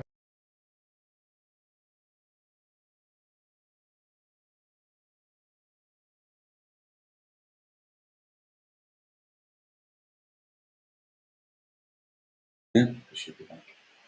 There we are back, yes. Crisis averted. There we go. That was your 5 golden rules of bidding there. Now, I am delighted to say we have our next guest, Kevin Gilbert. He's waiting in the wings. He's ready to come in, so let's bring him in. Let's not keep him waiting anymore. Here he is. Mr. Gilbert. Good afternoon. How are we doing, all right? On a very warm and sunny day. Indeed it is, yes, yeah. No, as I say, thanks ever so much for joining us. Pleasure. We've got something rather special to show people, haven't we? Well, we love the unusual and the unique, and this one is certainly a little bit unusual. So, yeah, it's a great auction lot. I love the phrase unique because it always reminds me of a Murray Walker story when he said he said Ayrton Senna's car is absolutely unique except for the one being driven by his teammate, which is absolutely identical. A brilliant Murrayism. But no, as I say, tell us a little bit about what we're about to see. not all of what we're about to see. There's a clue there. And a bit of a clue, yeah. Indeed. And then we'll show the video, and then we'll talk a little bit more about it, if you like. Pleasure.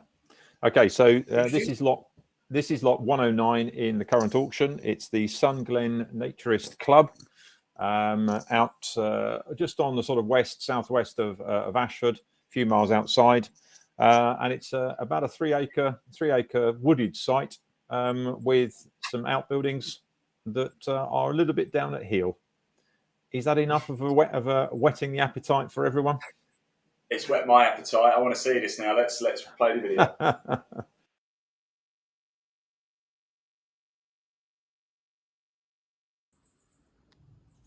So here we are. We're just outside a little village called Betherston, on the southwestern side of Ashford in Kent. It's a 3 acre site, part of a bluebell woodland known as Lamberdon Wood. So this site extends to about 3 acres, and although we have had woodland, and we probably will have woodland in the future, this one is a little bit unusual because it is known as the Sunglen Naturist Club. So it's a 3 acre site, predominantly wooded, but it has a stream running through the site, as you can see here, and in its heyday it was very popular. We sold it back in 2005, and the then sellers said that it had been used as a club for some 45 years previous. Now it's a little bit down at heel, but it does offer fantastic opportunity for somebody who's got a bit of imagination. So this is the former swimming pool, and then as we go around this corner, still fairly wooded, but we come up into a clearing,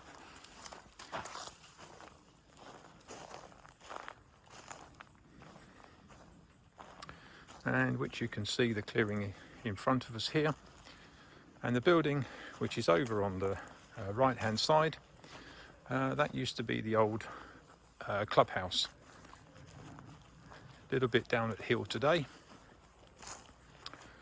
but this would have been the clearing for sunbathing when we have sun in England, and there's one of the outbuildings.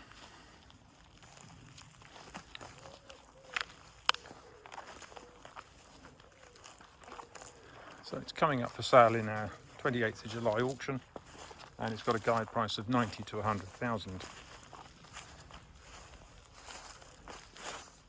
So somebody with a bit of imagination might be able to do something rather interesting with the site. There could even be the potential for something else on the site, perhaps residential, but that would be subject to all the necessary consents being obtainable. So as I say, it's a 3 acre site, various buildings on site, all of which are in a state of disrepair, but it is a bit of a haven for wildlife, bird watching, sunbathing, and good luck.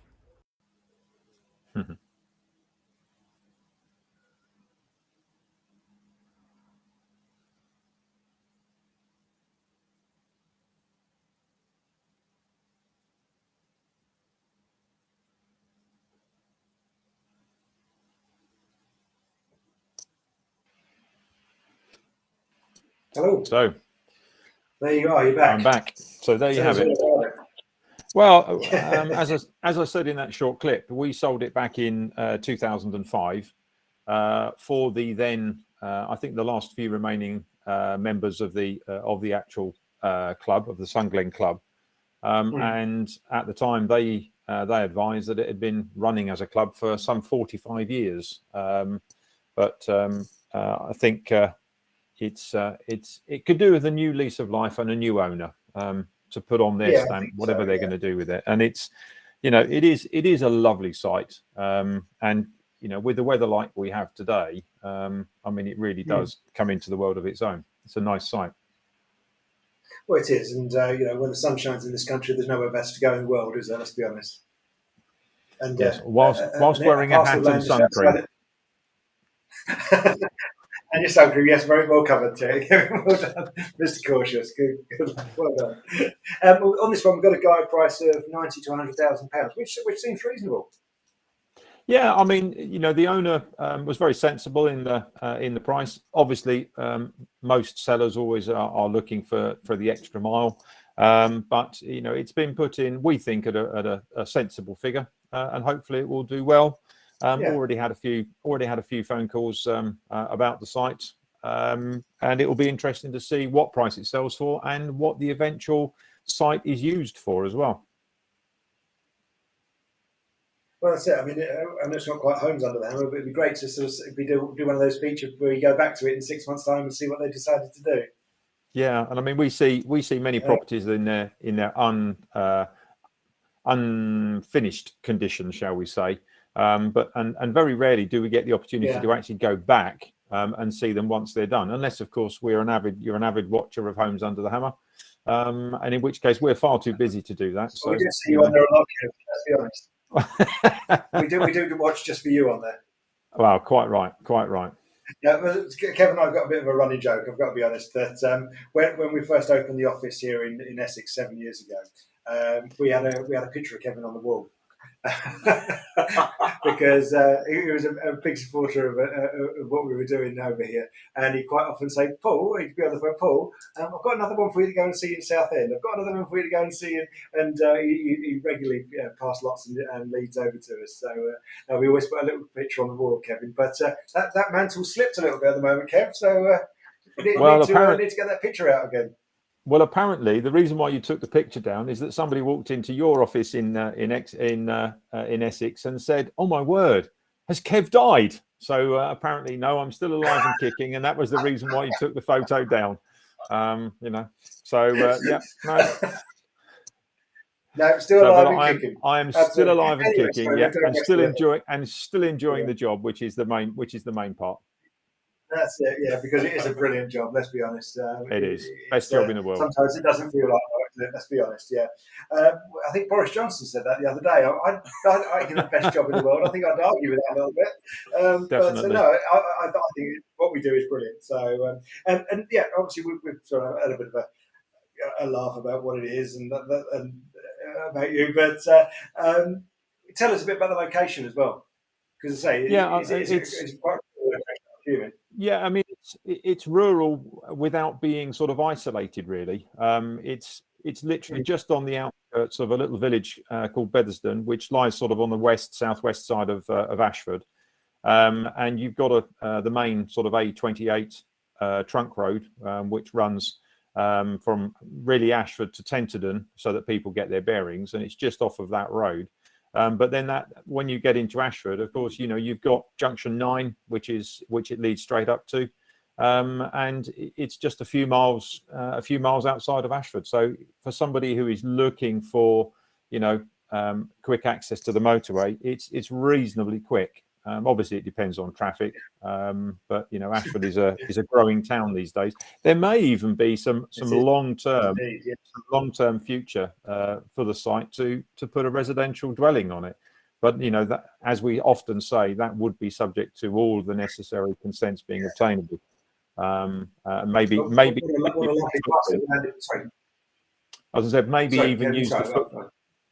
even use the footprint of the existing buildings as your starting block. Because there are three buildings there. Yeah, I was going to say, I mean, what a lovely plot as well it would be to have as gardens and grounds. It would be lovely. Be lovely, absolutely lovely. But I wish whoever bids for it and whoever fancies the lot 109, plug that bid again. But whoever fancies having a bid for it, good luck, and I hope you're successful. No, that's it. Well, you put a face to the name, and we've dispelled the myth that you are still with us, which is good.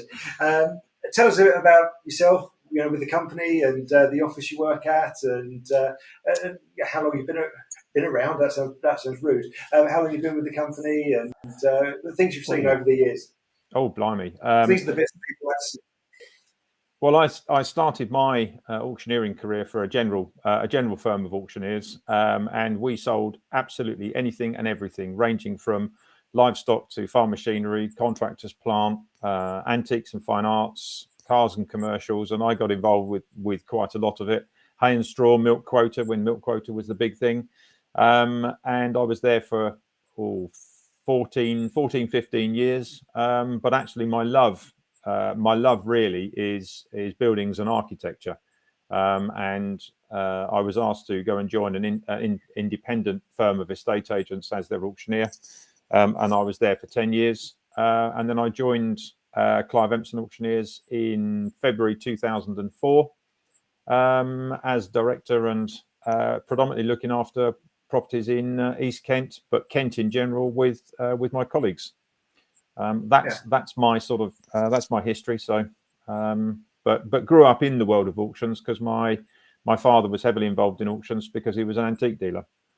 So I went to auctions from a very early age. I'm sure you're like me, Kevin, that you can't pass the village hall where the scouts are putting on a charity auction without popping your head in and just have a look in here.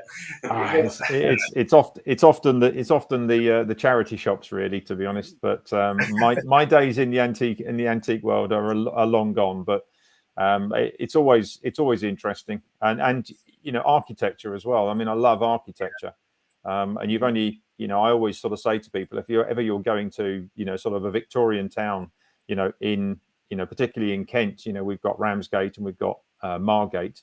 Don't look down, look up, because some of the best architecture is actually above your natural eye line. And of course, I think that's true. Sorry. As I say, in my humble opinion, one of the best architects this country has ever seen is Augustus Pugin, who just happens to have had his home in Ramsgate. So if anyone's listening and is interested, log on and just see Pugin's house, which is called the Grange in Ramsgate. It's a fascinating property. I think you're absolutely right, though, in the fact that when you go to a lot of the Victorian seaside towns around the country, whether it be Clacton or Brighton or Ramsgate, or wherever it might be, a lot of the property that on the sort of first impressions, they all look the same. But then, like I say, when you start looking up and start looking at the detail, some of the buildings are beautiful. Yeah, absolutely right. And every building has got something that's a little bit unique to that particular building, whether it's a gargoyle or whether it's a other ornate features. Fireplaces are often something that I find fascinating. I love architecture and we've been saying history. And history. That just sort of marries exactly with what we were talking about earlier, is the fact that some of the buildings that we get come through the auctions, whether they be churches or chapels, water towers, they make fantastic architectural pieces, and they can be converted into some stunning buildings, some stunning accommodation. Yeah, they can. And in fact, the architect that I mentioned earlier, Augustus Pugin, I mean, he's well known for his ecclesiastical buildings, but he's also attributed to the Houses of Parliament and the throne chair. So he's one to look up if anyone is interested in architecture history. He is nicknamed the God of Gothic because he was the person really and truly that sparked the Gothic revival back in the Victorian times. But if you get a chance, I'm going to give a little plug now to Pugin's house in Ramsgate. If you get a chance to go, it's only open twice a year, and I think the next time it's open is in September. It's only open for 3 days, I think, and it's owned by the Landmark Trust. So it's a bit of a plug for them. I don't get anything out of it. I don't get free tickets, but it's definitely worth going to have a look. It may not be your taste, but I think anyone that's interested in architecture, design, will appreciate just the vastness of that man's skill. Yeah, absolutely. Well, if you're heading down to Ramsgate, especially later today and this week, have an ice cream for me. Will do. Are you buying them, Paul? Or is that Ian? It's Paul. There you go. Excellent. Very good. There's a tenner. Yeah, it's in the post. These days, we probably need 20. Yeah. Absolutely brilliant. Thanks ever so much for joining us, Kevin. No problem at all. Thank you. See you soon. Bye-bye. Bye. I could sit and listen to Kevin talk about days. He's Do brilliant. you know what? He's We've had a history lesson. Yeah. Now I know a lot more about architecture, which I didn't know about before. That doesn't change it from the fact that we've still got a lot of lots to get through. Sorry, so let's go straight into. We've got to go to lot 78. 78. Now, haven't we? So let's get cracking with that. What have we got for 78? Yeah, we've got a vacant leasehold flat for refurbishment, guide price of £160,000, but in Lower Edmonton. It's my patch, it's Tottenham, like that one. Okay, there we go. Lot 79 then, we've got some land at Desmond Crescent. Yeah, Desmond Crescent, Canterbury Road in Faversham, home of Shepherd Neame Breweries, and you've got freehold parcel of land there. Guide price is £10,000 to £12,000. Okay, that's pretty good. Yeah. Lot 80 then. Let's move on to 194 Canterbury Street. Yeah, 194 Canterbury Street in Gillingham is a house for improvement. Really interesting looking little house, this one. Guide price of 140 to 145,000. Thank you to Caxtons again for their continued support of Clive Emson Auctioneers as well.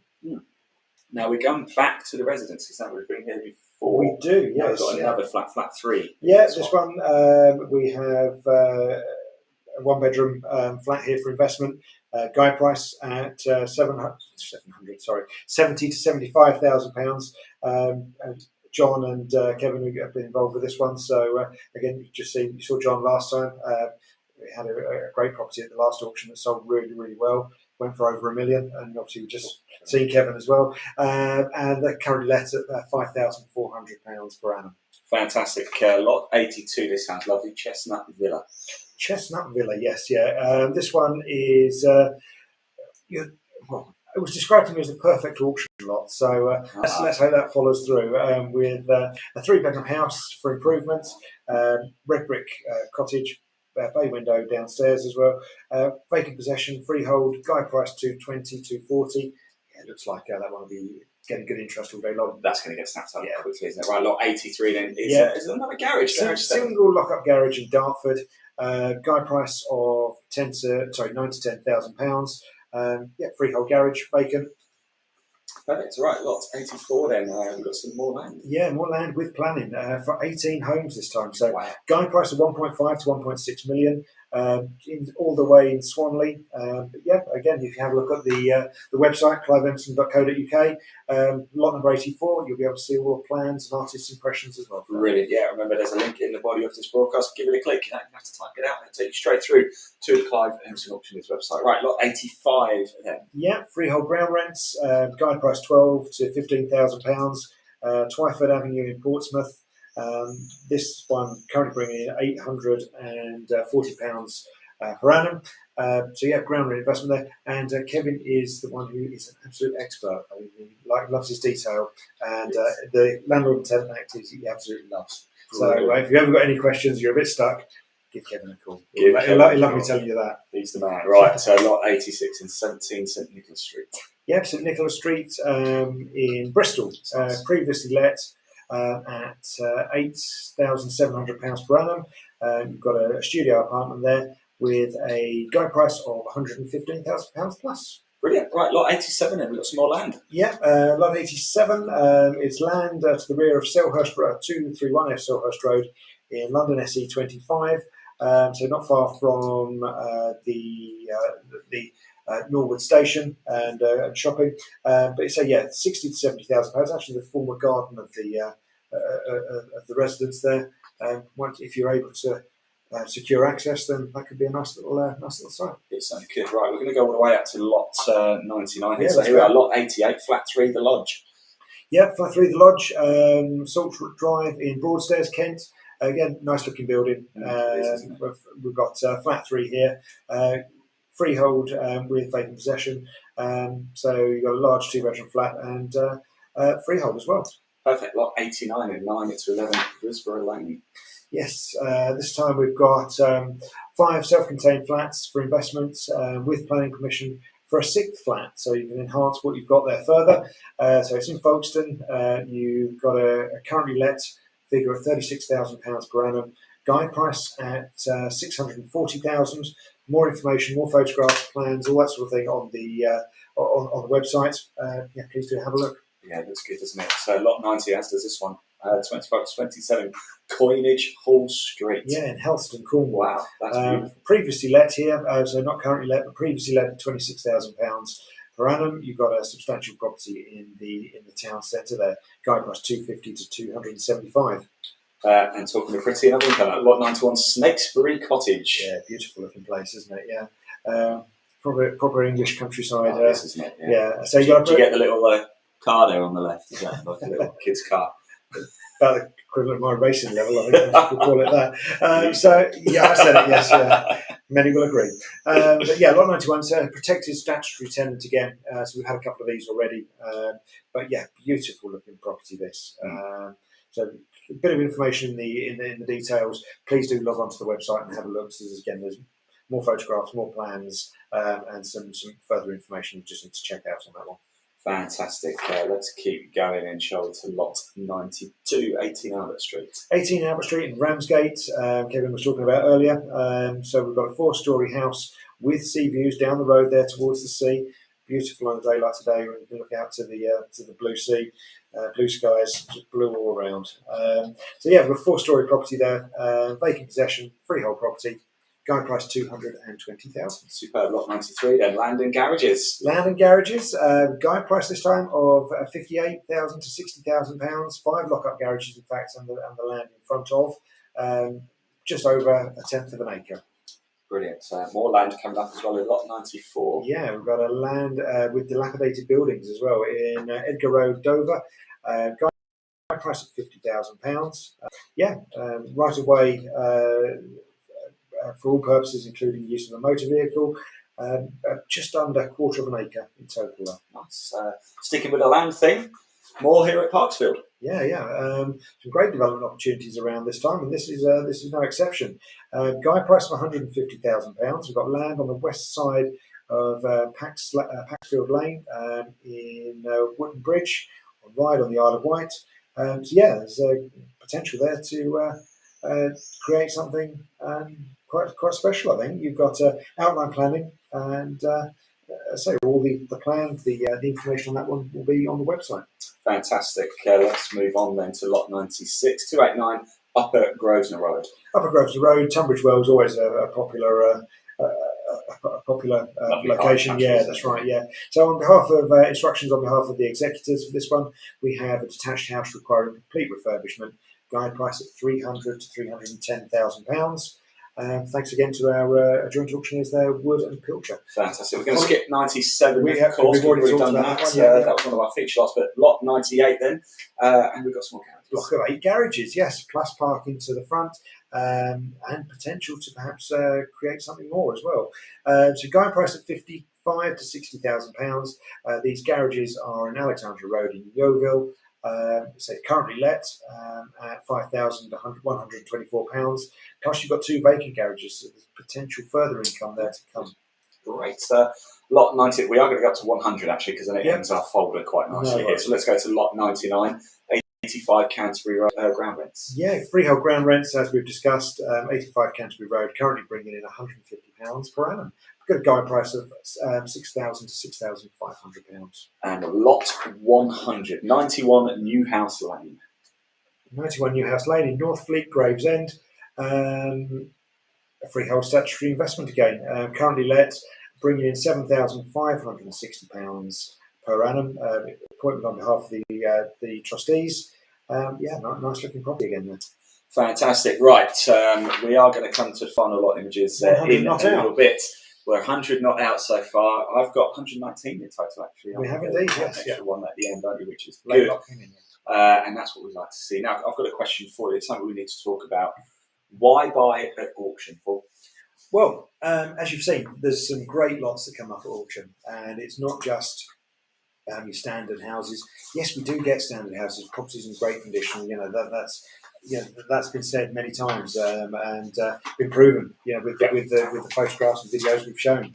As I say, sometimes we get properties at auction that come up and they haven't been available on the open market. So quite often we get properties, like I say, for thorough counsel for these trustees that aren't going to make the open market with estate agents. They're coming straight to auction. So it's a great way of people finding properties that aren't necessarily going to be on the open market. And that's why auctions have been so popular with the Homes Under the Hammer, the programs that have been on for many, many years. There's always a clamour of demand for more, because people enjoy watching it and then enjoy it. And auctions have been great on telly because they put auctions in people's front room. People now understand it far more than they ever did. They understand the legalities of it, what they need to do, how to get prepared. And for people who've got more faith in bricks and mortar than any other kind of investment, it's a great way of getting involved. People always ask me. In fact, we had a question pop up earlier. Do I have to be a cash buyer to buy at auction? Now, it helps, but I'm not going to say any property you can't get finance. The banks, the building societies, the high street lenders are much more switched on to people buying at auction nowadays, and can turn it round a lot quicker for people to be able in a position to get their finance to come to auction to buy. I've heard about this actually, that the market changes all the time, but actually at the minute lenders are actually giving better rates for people who are looking to maybe develop a property or buy something that needs a bit of work or something like that. So the option is there. Oh, it is, yeah. Like I said, you need to shop around. You need to obviously take your own advice. We're not financial advisors. We can't advise you on it. But there are people who are buying with finance all the time at auction. So no, you don't just need to be a cash buyer. There are options out there. And another question we had pop up as well was, tell me more about legal packs. Now, as I say, legal packs it's vital information. It's made up of everything you want to know about the property you're going to be purchasing. So nothing's hidden. It's all there for you to see. So it just requires you to have a look at it. But instead of that, I would actually recommend that people actually take their own legal advice. I mean, we mentioned it on the 5 Golden Rules video, but take your own legal advice. Give that legal pack to your solicitor. Ask them to check it all out for you. They can advise you anything you might want to take a view on, or it might change your mind, might alter your bidding thoughts, or what you want to pay for the property.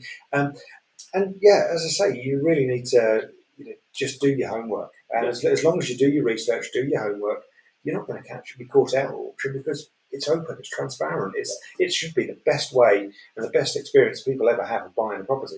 Fantastic. And the auction itself is exciting. Let's be honest. It's a show. It is a show, yeah. And it's a shame we're not in the auction room at the moment. But as I say, this is the next best thing with the online auction. We need to have a little gavel next time. Every time we go through a lot, we should. You're going to get sick of it. Yeah. Well, maybe for the first 100 lots, that's quite hard. Well, yeah, okay. Well, I'll get your own gavel for next time. But no, as I say, I mean, people, say, what should I be looking to buy? But that isn't really for us to tell people, because as we've said, there's so many different sorts of property out there. You've got to really understand what you want from it. Are you looking to build a rental portfolio? Are you looking for something to convert? Are you looking for a new build project? All these sort of things. You need to understand what you want out of it, so you can identify the lots that are going to suit you. We've talked about funding. Don't necessarily think that you've got to be a cash buyer. You've got to know what you can do yourself, in terms of work-wise. Can you fit that kitchen? Can you fit that bathroom? Do you need someone to come put new windows in, a heating system, all that sort of thing? Understand your limitations, because that's where people can get caught out. They think, I can do that. Or my mate's brother can do that. Can you rewire a house? Yeah, that's it. He's watched a tutorial video on YouTube or something. But it's one of those things that you really got to understand what you can do yourself and know you can afford to do it, because it gets quite serious quite quickly. I mean, that's the thing with auctions is on the day of the auction, you've got the excitement, the build-up, you go through the process, the hammer comes down, or the clock gets to zero, as it does with the online auctions, and you've exchanged contracts. You're legally bound to purchase that property. You pay a 10% deposit, and you've got to come up with the rest of the money within 4 weeks. So you've got to know you've got that facility, whether it be the finance, the ability to proceed in terms of paying that money straight away. You've really got to, like I say, it's all about doing your research and being prepared. Okay. And from that point of view, you'll never get caught out if you've done the research and really understood what it is you're buying, because all the information is there for people to see. You can go and view the properties. You can take your friend who's a builder to give you advice. You can get surveys done. All these things you can do. I mean, the one big thing I always say to people is, but what if I overpay at auction? Well, you can't overpay at auction, because what you've got to understand is if you buy a property for one bid more than someone else, how can that be overpaying? Yeah. Because you're in line with the market. Someone's bid £500 less than you. So if you're the top bidder and you've got the comfort of knowing someone was in it, you're in that bracket. The right the market price. dictates. Exactly. Yeah, it's worth what someone's prepared to pay for it. Yeah. Right. Fantastic stuff. That is why you should buy at auction. Now, talking of buying at auction, we still have lots 101 to 119 to go, haven't we? So let's get straight into it, shall we? Lot 101. What do we have? So we have what looks like a garden ground, but it's got planning permission for a detached house with garage, and you've got great views from the site, overlooking fields to the rear as well. So yeah, again, have a look more detail on the website. There's elevations, there's photographs of the view, and that sort of thing as well. But this is a parcel of land in Limage in Folkestone, Kent. Guide price 220 to 230, but really nice location. It is, yeah. Even on the image, you can actually see the view quite yes, nicely. Yes, you can, yeah. Lot 102 is 109 Mount Ambrose. Yeah, bay fronted house for improvement. Nice stone building, this one. Semi-detached house. Nice. Yeah, nice looking building. Vacant property with freehold title. Guide price of £175,000. Nice looking house. Always like those sort of bay fronted houses. Yeah, very nice. Certainly. Right, lot 103, and we have some more land. I believe. More land, yes. Another parcel of land. Yeah, you can see it on the plan there. Guide price of £6,000 to £8,000. Freehold parcel of land. On behalf of the trustees, I say just a nice little parcel of £6,000 to £8,000. Credit card money. Absolutely. Are we skipping 104, I believe? Or 104? Well, 104 we were going to feature, but unfortunately John's away. He's off on holiday, I think. So, but it's a property. Let's show it on screen anyway. Yeah, we'll show the image. Lot 104 here, 2 Austin Avenue. Yeah, so what it is, it's a property that's ground and first floor level, but it's a detached house with fantastic panoramic views from the first floor level. If you go on the website, you'll be able to see far more photographs of the view. And there may be the possibility you could demolish, rebuild something else there, and in line with what you want. A nice big old hotel. A big old hotel. No object to that. But again, subject to all the necessary consents, of course. Then you may be able to get a replacement dwelling there, and it really enhance that view. Superb. Right, lot 105. 105 is a vacant commercial premises with potential. So you've got Bow Street in Langport, Somerset. Guide price of just £65,000. So great potential there to maybe create something else. Lot 106. Flat 6, the residences. Yeah, we're back again. We're back here again. Yeah, so we've got a third floor flat, 2 bedrooms. This one's currently let as well, £7,200 per annum. For another flat for investment, £80,000 to £85,000 guide price. A lot in there, isn't there? 107 now. 107. Here. Yep, land with planning again. So we've got 2 dwellings. We're planning for 2 new dwellings in Wealdon Town. So we're at Cranbrook, 31 Stone Street, or land to the rear of, should I say. So we're looking at the plans. Yeah, that's right. That's the front elevation for the 2 houses. Guide price of 155 to 160. All the information on the planning and plans there will be on our website. Superb. Lot 108, flat 2, Ward Court. Ward Court, yes, we've got a vacant ground floor flat for investment or occupation. As we were saying, it's not only people looking at property for investment purposes. Quite often we get people who are looking for their own family home or own residence too. So quite often people are buying for their own homes. Guide price of just £90,000 to £100,000. Hayling Island in Hampshire. Seafront kind of gives an idea as to where it is really.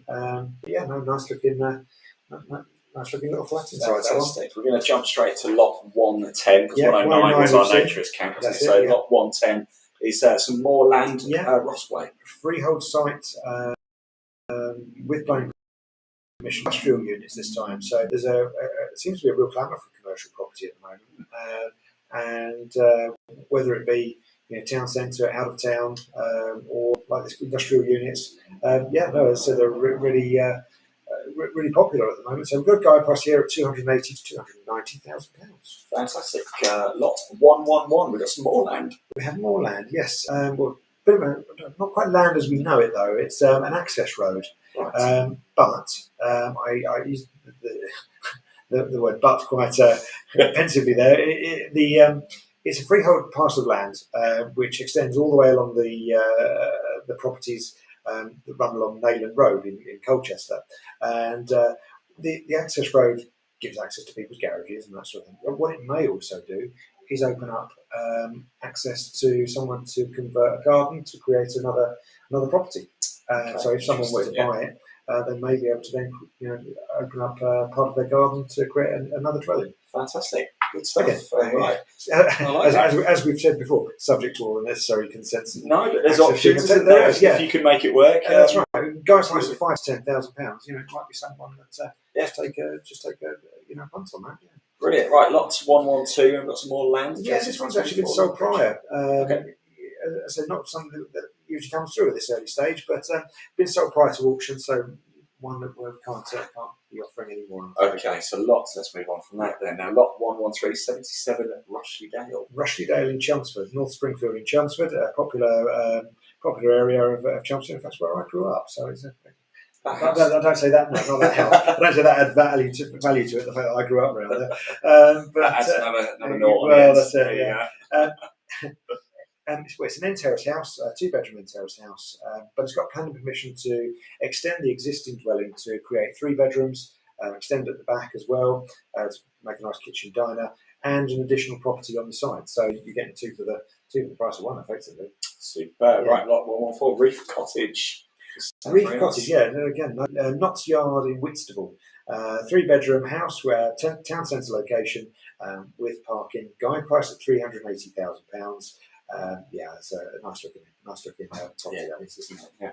Right, it's lot 115, and we've got ground floor and basement at 128 King Street. 2 flats for completion, so they've been partially started. So you've got ground floor and basement at King Street, Ramsgate. Guide price 175 to 185. You can see on the website photographs of the work that's been started. Ideal project for someone to finish that one off. Perfect. Lot 116 and 18 Prospect Place. Prospect Place in Canterbury.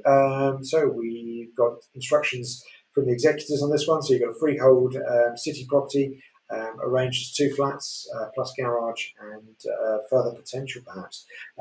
Guide price of £350,000 to £360,000. And thank you to Finns, who are joint auctioneers on that one, who regularly pass instructions through. Sorry if I've not mentioned someone who is a joint auctioneer, because, as I say, we couldn't do the work we do without your support as well. So thank you.